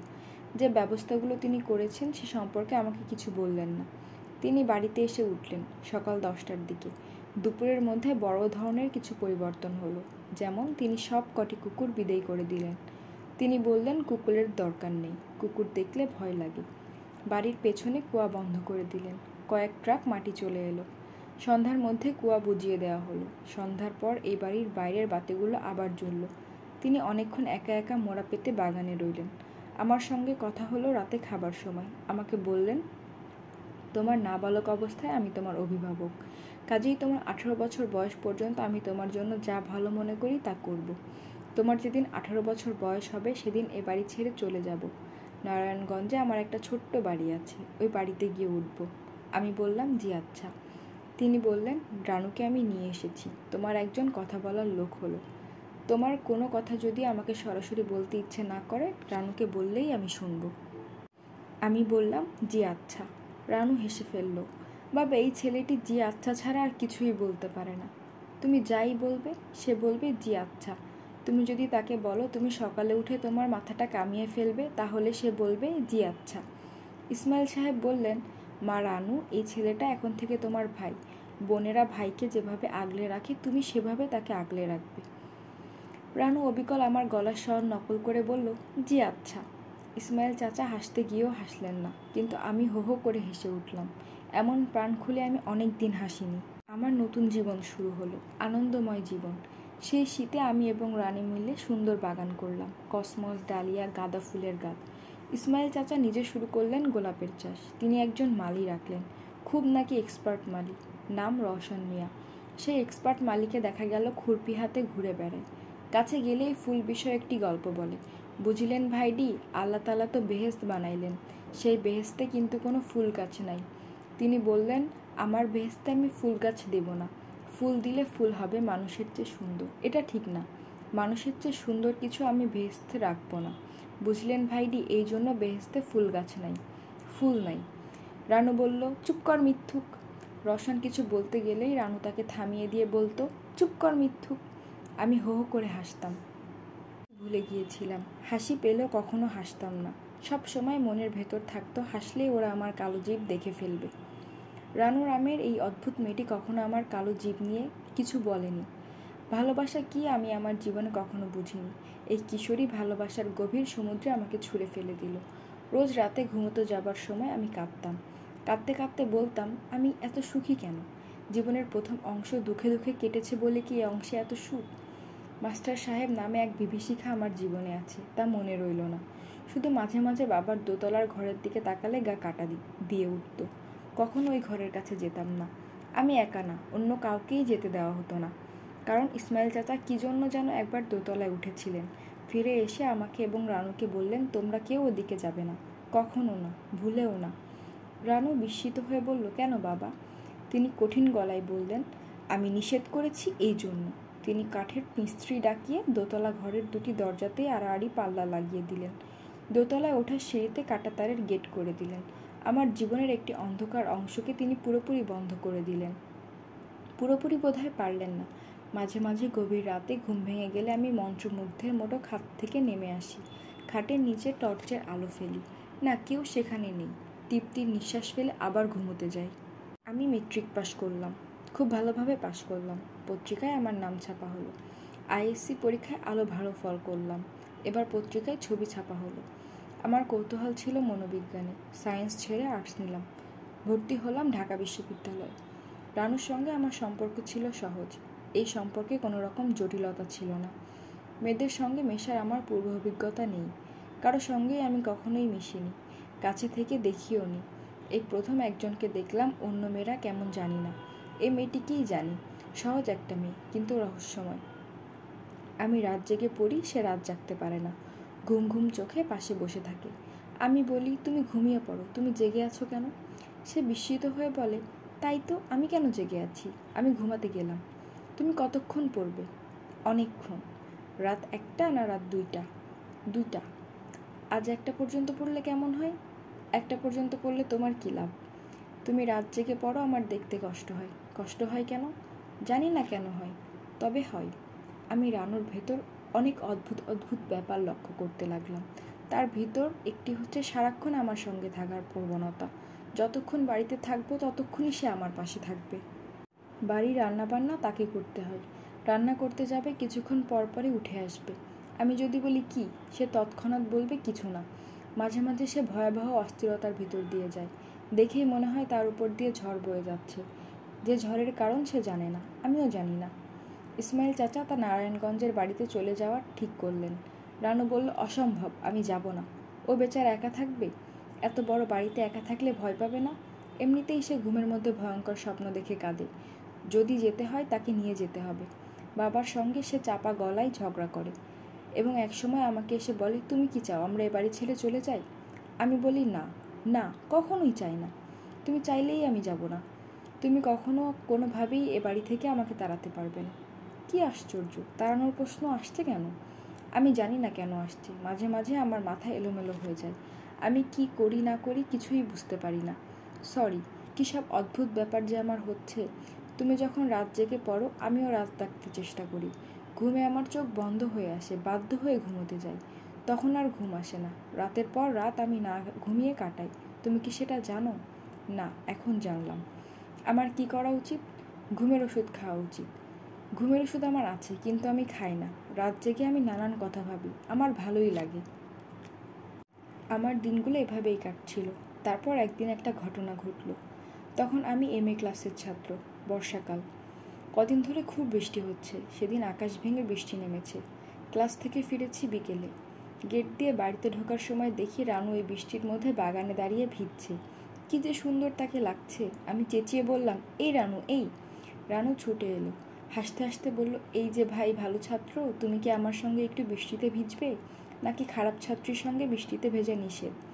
আমি বললাম, না, নিষেধ না, চলো বৃষ্টিতে ভিজি। অসুখে পড়লে আমাকে কিন্তু দোষ দিতে পারবে না। না, দোষ দেব না, দাঁড়াও খাতাটা রেখে আসি। রানু বলল, না না, খাতা রাখতে যেতে পারবে না, খাতা ছুঁড়ে ফেলে দাও। আমি খাতা ছুঁড়ে ফেললাম। রানু চেঁচিয়ে বলল, স্যান্ডেল খুলে ফেলো, আজ আমরা গায়ে কাদা মাখবো, পানিতে গড়াগড়ি খাবো, দেখো বাগানে পানি জমেছে। আমি স্যান্ডেল ছুঁড়ে ফেললাম। রানু বলল, আজ বাসায় কেউ নেই, পুরো বাড়িতে শুধু আমরা দুজন। রানু কথাগুলো কি অন্যভাবে বলল, কেমন যেন শোনালো, যেন সে প্রবল জ্বরের ঘরে কথা বলছে। কি বলছে সে নিজেও জানে না। আমি বললাম, তোমার কি হয়েছে রানু? রানু থেমে থেমে বলল, আমার কি হয়েছে আমি জানি না, আমার খুব অস্থির অস্থির লাগছে। আমি আজ ভয়ঙ্কর একটা অন্যায় করব, তুমি রাগ করতে পারবে না, আমাকে খারাপ মেয়ে ভাবতে পারবে না। রানু ঘোর লাগা চোখে আমার দিকে তাকিয়ে আছে। সে অদ্ভুত গলায় বলল, তুমি আমাকে খারাপ মেয়ে ভাবো আর যাই ভাবো, আমি এই বৃষ্টিতে ভিজতে ভিজতে একটা অন্যায় করব। প্লিজ চোখ বন্ধ করো, তুমি তাকিয়ে থাকলে অন্যায়টা আমি করতে পারবো না। চোখ বন্ধ করতে গিয়েও চোখ বন্ধ করতে পারলাম না। আমি বুঝতে পারছি রানু কি করতে যাচ্ছে। আমি কেন, যে কোনো মানুষই তা বুঝবে। আমার নিজেরও যেন কেমন লাগছে। হঠাৎ দোতলার দিকে তাকালাম। আমার সমস্ত শরীর বেশ শীতল স্রোত বয়ে গেল। আমি দেখলাম আমার উলঙ্গ মাস্টার সাহেব বারান্দায় দাঁড়িয়ে আছেন। তিনি তাকিয়ে আছেন আমার দিকে। তিনি কি চান আমি সঙ্গে সঙ্গে বুঝলাম। তিনি আমার সব প্রিয়জনদের একে একে সরিয়ে দিচ্ছেন। প্রথমে বাবা, তারপর সর্দার চাচা, এখন রানু। তা সম্ভব না, কিছুতেই সম্ভব না। আমি রানুকে ধাক্কা দিয়ে সরিয়ে দিলাম। সে মাটিতে পড়ে গেল। সে অবাক হয়ে বলল, কি হয়েছে? আমি কঠিন গলায় বললাম, তোমাকে এক্ষুনি এই বাড়ি ছেড়ে চলে যেতে হবে, এক্ষুনি, এই মুহূর্তে, যেভাবে আছো সেইভাবে। রানু কোনো প্রশ্ন করল না, উঠে দাঁড়িয়ে বৃষ্টিতে ভিজতে লাগলো। ইসমাইল চাচা ঢুকলেন আর কিছুক্ষণের মধ্যেই তিনি বললেন, কি ব্যাপার?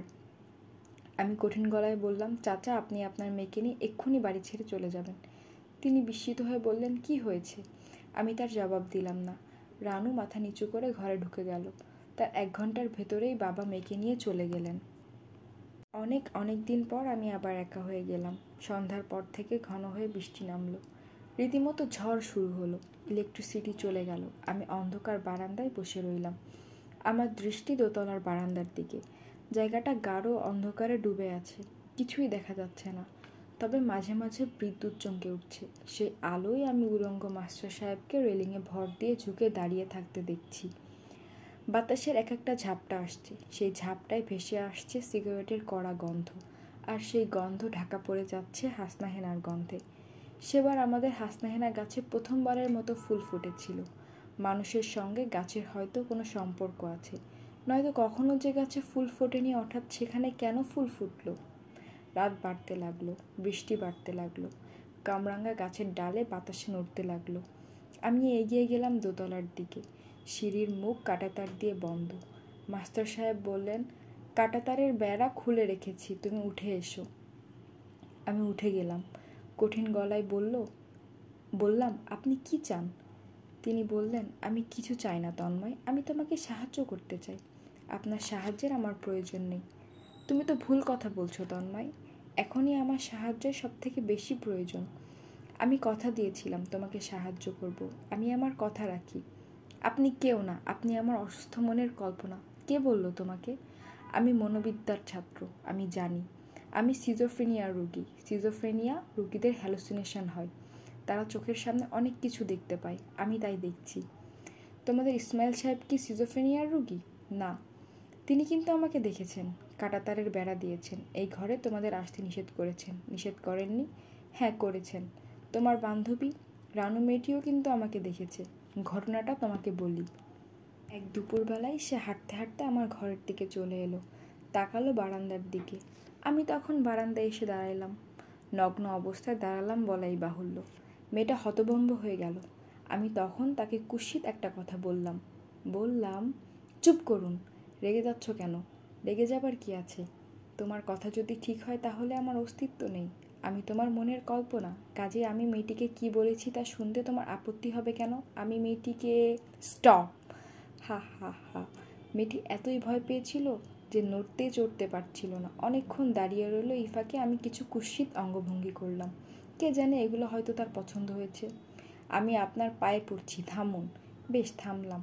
রানু তোমাকে এই ঘটনার কিছু বলেনি? না। আমার কথায় তোমার যদি সন্দেহ থাকে তুমি তাকে জিজ্ঞেস করে দেখতে পারো। জিজ্ঞেস করতে চাচ্ছি না, আমি আপনার কথা বিশ্বাস করলাম। Very good. এখন মনোবিজ্ঞানী ছাত্র, তুমি আমাকে বলো তোমার ইসমাইল চাচা কিংবা তোমার বান্ধবী ওরা সিজোফ্রেনিয়া রোগী না হয়েও আমাকে দেখেছে কি করে? এর ব্যাখ্যা কি? আমি এর ব্যাখ্যা জানি না। শুধু তুমি কেন, কেউই জানি না। এই পৃথিবীর ব্যাখ্যা করা যায় না এমন জিনিসের সংখ্যাই বেশি। আমি ব্যাখ্যা করতে পারছি না, কিন্তু একজন পারবে। তাই নাকি? সেই একজনটাকে? তিনি আমার স্যার, তার নাম মিসির আলী। নিয়ে এসো তোমার স্যারকে। তাকে আনার আমি কোনো প্রয়োজন দেখছি না। আমার সমস্যা আমিই সমাধান করব। এবং যুক্তি দিয়ে প্রমাণ করবে আমার অস্তিত্ব নেই। হ্যাঁ, ভালো, খুব ভালো। আমি তোমাকে সময় দিচ্ছি। আপনাকে একটা কথা দিতে হবে, আপনি রানুর কোনো ক্ষতি করতে পারবেন না। তুমি অদ্ভুত কথা বলছো তন্ময়। তুমি আমাকে বিশ্বাস করো না, আবার তুমি বলছো আমি রানুর কোনো ক্ষতি করতে পারবো না। এরকম করছো কেন? এরকম করছি কারণ মানুষ একই সঙ্গে বিশ্বাস করে এবং বিশ্বাস করে না। কে বলেছে? তোমার স্যার? হ্যাঁ, ইন্টারেস্টিং মানুষ। তার সঙ্গে আমার কথা বলা দরকার। উনি যুক্তি দিয়ে প্রমাণ করবেন আমার অস্তিত্ব নেই, আমি যুক্তি দিয়ে প্রমাণ করব ওনার অস্তিত্ব নেই। হা হা হা। তবে তুমি তাকে আমার কাছে নিয়ে আসবে। আনবো, আমি তাকে আনবো। আপনাকে কথা দিতে হবে আপনি রানুর কোনো ক্ষতি করবেন না। দেখো তন্ময়, আমি আমার স্বার্থ দেখব, তোমার ভালো দেখব। যদি আমার কখনো মনে হয় এই মেয়ের কারণে তোমার ক্ষতি হচ্ছে, তখনই আমি তাকে সরিয়ে দেব। এখন আমার অনেক ক্ষমতা, তবে এ জাতীয় সিদ্ধান্ত যখন নেব তোমাকে জানিয়েই নেব। আপনাকে ধন্যবাদ। যাও, ঘুমোতে যাও। সমস্ত দিনে তোমার উপর দিয়ে অনেক ধকল গিয়েছে, তোমার ঘুম দরকার। রানু টেবিলের ড্রয়ার ভর্তি ঘুমের ওষুধ, তুমি দুটো ঘুমের ট্যাবলেট খেয়ে ঘুমিয়ে পড়ো। শুভরাত্রি। ভালো কথা, ঘুমোতে যাবার আগে ভেজা কাপড় বদলে নিও। মিসির আলী হাসপাতাল থেকে বাড়ি ফিরেছেন। জ্বর সারলেও শরীর খুব দুর্বল। রিকশায় বাসায় আসতে গিয়েই ক্লান্ত হয়েছেন, রীতিমতো হাঁপ ধরে গেছে। বিকেলে এসেছেন, এসেই ঘুমিয়ে পড়েছেন। খুব ক্লান্ত অবস্থায় ঘুম ভালো হয় না, ঘুমের তৃপ্তি পাওয়া যায় না। তার উপর বধূ কিছুক্ষণ পরপর এসে মাথায় হাত দিয়ে জ্বর এলো কিনা দেখে যাচ্ছে। সন্ধ্যাবেলায় সে ডেকে তুলে ফেলল। তার বিখ্যাত দার্শনিক উক্তির একটি শোনালো, সন্ধ্যা কাইলে ঘুমাইলে আয়ু কমে, সন্ধ্যা কাইলে মানুষের বাড়িতে বাড়িতে আজরায় লুকি দেয়, এই জন্য সন্ধ্যা কাইলে জাগনা থাকা লাগে। উঠেন, চা পানি খান। আজরাইল এসে তাকে যেন ঘুমন্ত অবস্থায় না পায় সেজন্য মিসির আলী উঠে হাত মুখ ধুলেন, চা খেলেন। সিগারেট খেতে এখন আর বাধা নেই। ডাক্তার নার্স ছুটে এসে আসবে এই আশঙ্কায় থেকে তিনি মুক্ত। তবুও সিগারেট ধরাতে ইচ্ছে করছে না। পার্কের দিকে বেড়াতে যেতে ইচ্ছে করছে, শরীরে বোধহয় কুলাবে না। বধূ, যে স্যার, আমি হাসপাতালে থাকাকালীন সময়ে কেউ আমার খোঁজ করেছিল? যে না, আপনারে কে খুঁজব? মিসির আলী ছোট করে নিঃশ্বাস ফেললেন। তাই তো, কে তাকে খুঁজবে? তিনি হালকা গলায় বললেন, আই হ্যাভ নো ফ্রেন্ডস নর এ টয়। স্যার, রাইতে কি খাইবেন? যা খাওয়াবি তাই খাবো। শিং মাছ আনছি, অসুস্থ অবস্থায় স্বাস্থ্যের জন্য ভালো। আচ্ছা। অতি অখাদ্য শিং মাছের ঝোল দিয়া মিসির আলীকে রাতের বেলায় খাবার শেষ করতে হলো। রোগীর খাদ্য, এজন্যই কোনো রকম মশলা ছাড়া বধূ শিং মাছ রান্না করেছে। মিসির আলী বললেন, মুখে দিতে পারতেছি না রে বধূ, অসুখ অবস্থায় মুখে রুচি থাকে না। রুচি আসবে কোত্থেকে? তুই তো মাছগুলোতে শুধু লবণ পানিতে সেদ্ধ করেছিস। এই খাওয়া লাগবে স্যার, অসুখ অবস্থায় মশলা হইল বিষ। খাওয়ার পর বধূ তার পড়া নিয়ে এলো। মিসির আলী বললেন, আজ থাক বধূ, খুব টায়ার্ড লাগছে, আজ শুয়ে পড়ি। বধূ বলল, 2 মিনিটের মামলা। বধূ মিসির আলীকে চমৎকৃত করে বাংলা বর্ণমালার প্রতিটি অক্ষর নির্ভুল বলে গেল। মিসির আলী বললেন, ব্যাপার কি? শিখলাম। তাই তো দেখছি, শিখলি কিভাবে? তন্ময় ভাইজান একবার আইসা বলল, শোনো বদি, তুমি যদি অক্ষরগুলো শিখে ফেলতে পারো তাহলে তোমার স্যার হাসপাতাল থেকে ফিরে এসে তোমার কাণ্ড দেখে খুব খুশি হবেন। বধূ তন্ময়ের কথাগুলো যে শুদ্ধ ভাষায় বলল তাই না, তন্ময়ের মতো করেই বলল। মিসির আলী বললেন, আমি খুশি হয়েছি। শিখলি কিভাবে? কে দেখিয়ে দিয়েছে? তন্ময় ভাইজান দেখাইয়া দিছে। রোজ রাত কইরা একবার আসতো। বুঝছেন স্যার, ভালো লোক, আপনার মতোই ভালো লোক। ভালো লোকের কপালে দুঃখ থাকে, এই জন্যই আফসোস। তন্ময় কি রোজই আসতো? জি, রোজই একবার আসছেন। আজ আসবে? জি, আসবো, বইলা গেছে, আসবো। মিসির আলী তন্ময়ের জন্য অপেক্ষা করতে লাগলেন। সে এলো ঠিক 10টায়। ঘরে ঢুকতে ঢুকতে বলল, স্যার, আপনার শরীর এখন কেমন? মিসির আলী বললেন, খুব খারাপ, শুধু ঘুম পাই, কিন্তু ঠিকমতো ঘুম আসে না। আমি আজ বরং উঠি। না না, তুমি বসো, তোমার সঙ্গে আমার কথা আছে। আপনি কি আমার লেখাগুলো পড়ে শেষ করেছেন? হ্যাঁ, শেষ করেছি, এই নিয়ে তোমার সঙ্গে কথা বলবো। আজ না হয় থাক স্যার, আপনাকে দেখাচ্ছেও খুব ক্লান্ত দেখালেও আমার যা বলার আজই বলতে চাই, এবং তোমাকে আমাকে যা বলার আজই বলা শেষ করবে। ব্যাপারটা তোমার উপর যেমন চাপ ফেলছে আমার উপরও চাপ ফেলছে। তোমার সঙ্গে কি গাড়ি আছে? আছে। চলো তাহলে পার্কে যাই, যেখানে গল্পের শুরু হয়েছে সেখানেই শেষ হোক। এই ঠান্ডায় পার্কে যাবেন?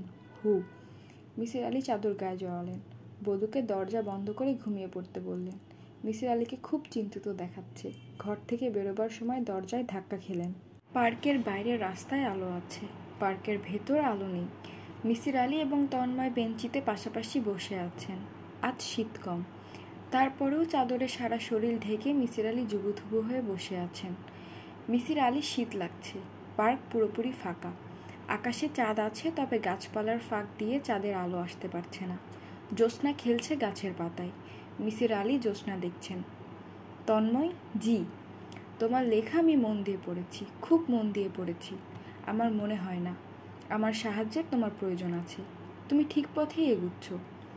একজন মনোবিজ্ঞানীর যেভাবে এগোনো উচিত তুমি সেভাবেই এগোচ্ছ। স্যার, আমি পারছি না। আমার তো মনে হয় তুমি পারছো, খুব ভালোভাবেই পারছো। না, পারছি না। রানু খুব শিগগিরই বিপদে পড়বে। মাস্টার সাহেব তাকে সরিয়ে দেবেন। রানু একটি চিঠি পেয়েছে, তাকে আমাদের বাড়িতে আসতে বলা হয়েছে, কিন্তু আমি তাকে কোনো চিঠি লিখিনি। চিঠি পাঠিয়েছেন মাস্টার সাহেব। মিসির আলি বললেন, মাস্টার সাহেব বলে কেউ নেই, তুমি তো খুব ভালো করে জানো না? তন্ময় চুপ করে রইল। তোমার মনে কি সন্দেহ আছে? হ্যাঁ। কেন? আপনি একসময় বলেছেন সব প্রশ্নের দুটি উত্তর, হ্যাঁ এবং না। মাস্টার সাহেব বলে কি কিছু আছে? এই প্রশ্নেরও দুটি উত্তর হবে, হ্যাঁ এবং না। তুমি সামান্য ভুল করেছো তন্ময়। আমি যা বলেছিলাম তা হলো প্রশ্নের একটি উত্তর, হয় হ্যাঁ কিংবা না। কিন্তু মানুষ যেহেতু অস্বাভাবিক একটি প্রাণী, সে দুটি উত্তরই একই সঙ্গে গ্রহণ করে, যদিও সে জানে উত্তর হবে একটি। তন্ময় নিঃশ্বাস ফেলল। মিসির আলি বললেন, এসো এক কাজ করা যাক। তোমার সমস্যাটা আমরা একসঙ্গে সমাধান করার চেষ্টা করি। আমরা ধাপে ধাপে অগ্রসর হব। আমরা ব্যবহার করব লজিক। লজিক হচ্ছে বিশুদ্ধ বিজ্ঞান। লজিকের বাইরে কিছু থাকতে পারে না। মিসির আলি সিগারেট ধরালেন, একটু ঝুঁকে এলেন তন্ময়ের দিকে। তন্ময়, তোমার মা খুব ছোটবেলায় তোমাকে গলা টিপে মেরে ফেলতে চেয়েছিলেন। তোমার বাবা তোমাকে সহ্য করতে পারতেন না। তোমাকে বাইরের কারোর সঙ্গে মিশতে দেওয়া হতো না। সর্দার নামের একজন লোক রাখা হয়েছিল শুধুমাত্র তোমাকে অন্যদের কাছ থেকে দূরে সরিয়ে রাখার জন্য। এমনকি স্কুল থেকেও তোমাকে ছাড়িয়ে নিয়ে আসা হলো। একজন মাস্টার দেওয়া হয়েছিল, সেও রইল না। তোমাকে সবার কাছ থেকে আলাদা করে দেওয়ার কারণটা কি তন্ময়? এমনকি তোমার আছে যে তোমার সবার কাছে সরিয়ে রাখতে হবে? আমি জানি না স্যার। মিসির আলি শীতল গলায় বললেন, তন্ময় তুমি জানো। না, আমি জানি না। তুমি জানো, কিন্তু তুমি তা গ্রহণ করতে প্রস্তুত নও। প্রস্তুত নও বলেই তোমার মস্তিষ্কের একটি অংশ ব্যাপারটা জানে না। তোমার অবচেতন মন কারণটা জানে, কিন্তু তোমাকে জানাতে চাচ্ছে না। সমস্যাটা এখানেই। তোমার মস্তিষ্ক ধরে নিয়েছে কারণ জানলে তোমার প্রচুর ক্ষতি হবে, সে ক্ষতি হতে দেবে না। কাজেই সে তোমাকে রক্ষা করার চেষ্টা শুরু করলো। সে ঠিক করলো কোনো দিনই তোমাকে কিছু জানাবে না। বুঝতে পারছো? পারছি। পারার কথা। মনোবিজ্ঞানে সহজ কিছু প্রিন্সিপালই বলা হচ্ছে, জটিল কিছু নয়, তাই না? হ্যাঁ, তাই। Conflict between conscious and subconscious. এখন আসো দ্বিতীয় ধাপে। এখানে আমরা কি দেখছি? এখানে দেখছি তোমাকে ঘিরে যারা আছেন তারা সরে যাচ্ছেন। প্রথমে সরলেন তোমার মা, তিনি দূরে চলে গেলেন। তারপর গেলেন তোমার বাবা, তারপর সর্দার চাচা। এরা কারা? এরা তোমার খুব কাছাকাছির মানুষ। তোমার ভেতরে যে অস্বাভাবিকতা আছে, সে অস্বাভাবিকতার জন্য তোমাকে আলাদা করে রাখা হচ্ছে। এরা তা জানেন। তোমার মস্তিষ্ক ঠিক করলো এদেরও সরিয়ে দেওয়া দরকার। এদের সে সরিয়ে দিল। সরিয়ে দেওয়ার জন্য একটি ভয়াবহ ব্যাপারের অবতারণ করতে হলো। সে ভয়াবহ ব্যাপার হচ্ছে মাস্টার সাহেব। তোমার মস্তিষ্ক সেই মাস্টার তৈরি করলো, যে কারণে মাস্টার বারবার বলছেন, আমি তোমাকে রক্ষা করব, আমি তোমাকে সাহায্য করব, তোমার মঙ্গল দেখব। তন্ময় শীতল গলায় বলল, আমার অস্বাভাবিকতাটা কি? মিসির আলি বললেন, সেই অস্বাভাবিকতাটা আমি নিজেই তা ধরতে পারছিলাম না। যখন রানুর প্রসঙ্গ এলো তখন ধরতে পারলাম। তুমি হচ্ছে একজন অপূর্ণ মানুষ। তুমি পুরুষও নও, নারীও নও। তুমি হলো হার্মাফ্রডিট, বৃহন্নলা। কথ্য বাংলায় আমরা বলি হিজড়া। দেখো তন্ময়, কঠিন সত্য তুমি প্রথমে জানলে তোমার বয়ঃসন্ধিকালে। নিজে নিজেই জানলে, কেউ তোমাকে জানায়নি। এই সত্য তুমি গ্রহণ করলে না। তোমার মস্তিষ্ক এই কঠিন সত্য পাঠিয়ে দিল অবচেতন মনে। সেই অবচেতন মনই তৈরি করলো মাস্টার। সেই মাস্টারের প্রধান কাজ এই সত্য গোপন রাখা। গোপন রাখার জন্যই সে এই সত্য যারা জানে তাদেরকে একে একে সরিয়ে দিতে শুরু করলো। যখন তারা সরে গেল তোমার অবচেতন মন নিশ্চিন্ত হলো। মাস্টার সাহেবের তখন আর প্রয়োজন হলো না। দীর্ঘদিন তুমি তার সাথে দেখা পেলে না। বুঝতে পারছো? তন্ময় জবাব দিল না। আমার লজিকে কি কোনো ভুল আছে? তন্ময় তারও জবাব দিল না। মিসির আলি বললেন, আবার সেই মাস্টারের প্রয়োজন পড়ল যখন রানু নামের অসাধারণ একটি মেয়ে তোমাকে জড়িয়ে ধরতে চাইল। সে তোমাকে কামনা করছে পুরুষ হিসেবে। তুমি পুরুষ হিসেবে তার কাছে যেতে পারছো না। তুমি কঠিন সত্যও বলতে পারছো না। অন্য একজন পুরুষ এই মেয়েটির কাছে যাক, তুমি তাও হতে দিতে পারো না, কারণ তুমি এই মেয়েটিকে অসম্ভব ভালোবাসো। কাজে আবার মাস্টার জেগে উঠল। তুমি তাকে জাগালে। তুমি ঠিক করলে মেয়েটিকে সরে যেতে হবে। তন্ময়, জি। তুমি কি এই দৈত্যটার হাতকে বাঁচিয়ে রাখবে না নষ্ট করে দেবে? তুমি সহজেই তাকে ধ্বংস করতে পারো। যেই মুহূর্তেই তুমি রানুকে গিয়ে তোমার জীবনের গল্প বলবে, সেই মুহূর্ত থেকেই মাস্টারের কোনো অস্তিত্ব থাকবে না। রানুর সঙ্গে কি তোমার যোগাযোগ আছে? না, তবে মাঝে মাঝে দূর থেকে আমি দেখি। সে কি বিয়ে করেছে? না। শোনো তন্ময়, গভীর ভালোবাসার এক বর্ষার দিনে সে তোমাকে জড়িয়ে ধরতে চেয়েছিল। তখন তো তুমি তাকে কঠিন অপমান করেছিলে। এই অপমান তার প্রাপ্য নয়। তোমার কি জানা উচিত না সেই দিনের ঘটনার কারণ ব্যাখ্যা করা? হ্যাঁ, উচিত। প্রকৃতি তোমার উপর কঠিন অবিচার করেছে। তোমাকে অপূর্ণ মানুষ করে পৃথিবীতে পাঠিয়েছে। সেই প্রতিশোধ তো তুমি মেয়েটির উপর নিতে পারো না। আমি কি ঠিক বলছি? হ্যাঁ, ঠিক বলছেন। আমি রানুকে সব বলবো। তন্ময় কাঁদছে। মিসির আলি কান্নার শব্দ শুনছেন না, কিন্তু বুঝতে পারছেন। তিনি নিজে অসহায় বোধ করতে শুরু করেছেন। তন্ময় বলল, স্যার চলুন আপনাকে বাসায় দিয়ে আসি। মিসির আলি বললেন, তুমি আমাকে তোমার বাড়িতে নিয়ে চলো। তোমার মাস্টার সাহেব যে দোতলায় থাকেন, তোমাকে নিয়ে আমি সেখানে যাব। তুমি দেখবে সেখানে কেউ নেই। স্যার, আমি আপনাকে নিয়ে যেতে চাচ্ছি না। কেন চাচ্ছ না? আমার জীবনের কঠিন এবং ঘৃণ সত্য যারা জানে তারা কেউ বেঁচে নেই। এই সত্য আপনি জানেন, মাস্টার সাহেব আপনার ক্ষতি করতে পারে। মিসির আলি বললেন, মাস্টার বলে যে কিছু নেই তা আমিই তোমাকে দেখাবো। তুমি আমাকে নিয়ে চলো। গেটের ভেতর পা দিয়ে মিসির আলি চমকে উঠলেন। তার মন বলতে লাগলো, কিছু একটা আছে এখানে, কিছু একটা আছে। এখানকার পরিবেশ অন্যরকম। বাতাস পর্যন্ত যেন অন্যরকম। বাগানের জ্যোৎস্নাও এক ধরনের ভয় তৈরি করছে। 9টা বিরাটাকার কুকুর চেন দিয়ে বাঁধা। তার একসঙ্গে চাপা গর্জন করছে। সেই গর্জনও কেমন অন্যরকম শোনাচ্ছে। তন্ময় বলল, মাস্টার সাহেব এখনও আছেন। তিনি দোতলার বারান্দায় দাঁড়িয়ে আছেন। আমি বুঝতে পারছি। তোমার মাস্টারের নাম কি তন্ময়? নাম জানি না। নাম জানো না কারণ তার কোনো নাম নেই, কারণ সে নিজেই নেই। তুমি এখানে দাঁড়াও, আমি একা যাব। তারপর ফিরে এসে তোমাকে নিয়ে যাব। স্যার, আপনি যাবেন না। আমাকে যেতেই হবে। স্যার, মাস্টার সাহেবের অনেক ক্ষমতা। এই ক্ষমতা তুমি তাকে দিয়েছ। ক্ষমতা কেড়ে নেবার সময় হয়েছে। তুমি চুপ করে দাঁড়িয়ে থাকো। মিসির আলি এগিয়ে গেলেন। চাঁদের আলোয় দোতলার বারান্দায় স্পষ্ট দেখা যাচ্ছে। মিসির আলির রেলিংয়ে হেলান দিয়ে একজন নগ্ন মানুষকে দাঁড়িয়ে থাকতে দেখলেন। সঙ্গে সঙ্গে তামাকের কটু গন্ধও পেলেন। মিসির আলি দাঁড়িয়ে পড়লেন। ছায়ামূর্তি শীতল গলায় বলল, কেমন আছেন মিসির আলি সাহেব? ভালো। আমাকে দেখতে পাচ্ছেন? পাচ্ছি। আমি আছি না নেই? আপনি নেই। তাহলে দেখছেন কি করে? আমার দৃষ্টি বিভ্রম হচ্ছে। আমি শারীরিক দিক থেকে আমি খুবই অসুস্থ। তার ওপর তন্ময়ের গল্প আমার উপর প্রভাব ফেলেছে বলেই হ্যালুসিনেশন হচ্ছে। বাহ, যুক্তি সাজিয়ে এসেছেন। আমি খুবই যুক্তিবাদী মানুষ মাস্টার সাহেব। আপনার সঙ্গে আমার দেখা হবার খুব শখ ছিল। আপনি আমার ছাত্রের সমস্যা এত দ্রুত এবং এত সহজে ধরবেন তা আমি বুঝতে পারিনি। আমি আপনার চিন্তাশক্তির প্রশংসা করছি। আপনাকে ধন্যবাদ। একটি মজার জিনিস কি আপনি লক্ষ্য করেছেন মিসির আলি সাহেব? আপনি তন্ময়ের শিক্ষক, আমিও তার শিক্ষক। আমি তাকে তার সমস্যা থেকে রক্ষা করার জন্য আছি। আপনারাও একই ব্যাপার। তাই তো দেখছি। আমি প্রচুর সিগারেট খাই। আপনিও খান, খান না? হ্যাঁ। আপনি সিঁড়ির গোড়ায় দাঁড়িয়ে আছেন কেন? উঠে আসুন না। নাকি আমাকে ভয় পাচ্ছেন? মিসির আলি বললেন, আমি যদি আপনাকে ভয় পাই তাহলে লজিক বলছে আপনিও আমাকে ভয় পাবেন। হ্যাঁ, লজিক অবশ্যই তাই বলে। হ্যাঁ মিসির আলি সাহেব, আমি আপনাকে ভয় পাচ্ছি। মিসির আলি সিঁড়ির গোড়ার কাঁটাতারের গেটে হাত দিলেন এবং মনে মনে বললেন, তোমার কোনো অস্তিত্ব নাই। You do not exist. তিনি আবারও তাকালেন। বারান্দায় কেউ নেই। ফাঁকা বারান্দায় সুন্দর জ্যোৎস্না হয়েছে। হাসনাহেনা ফুলের সুবাস আসছে। তিনি উঁচু গলায় ডাকলেন, তন্ময় এসো। তন্ময় আসছে।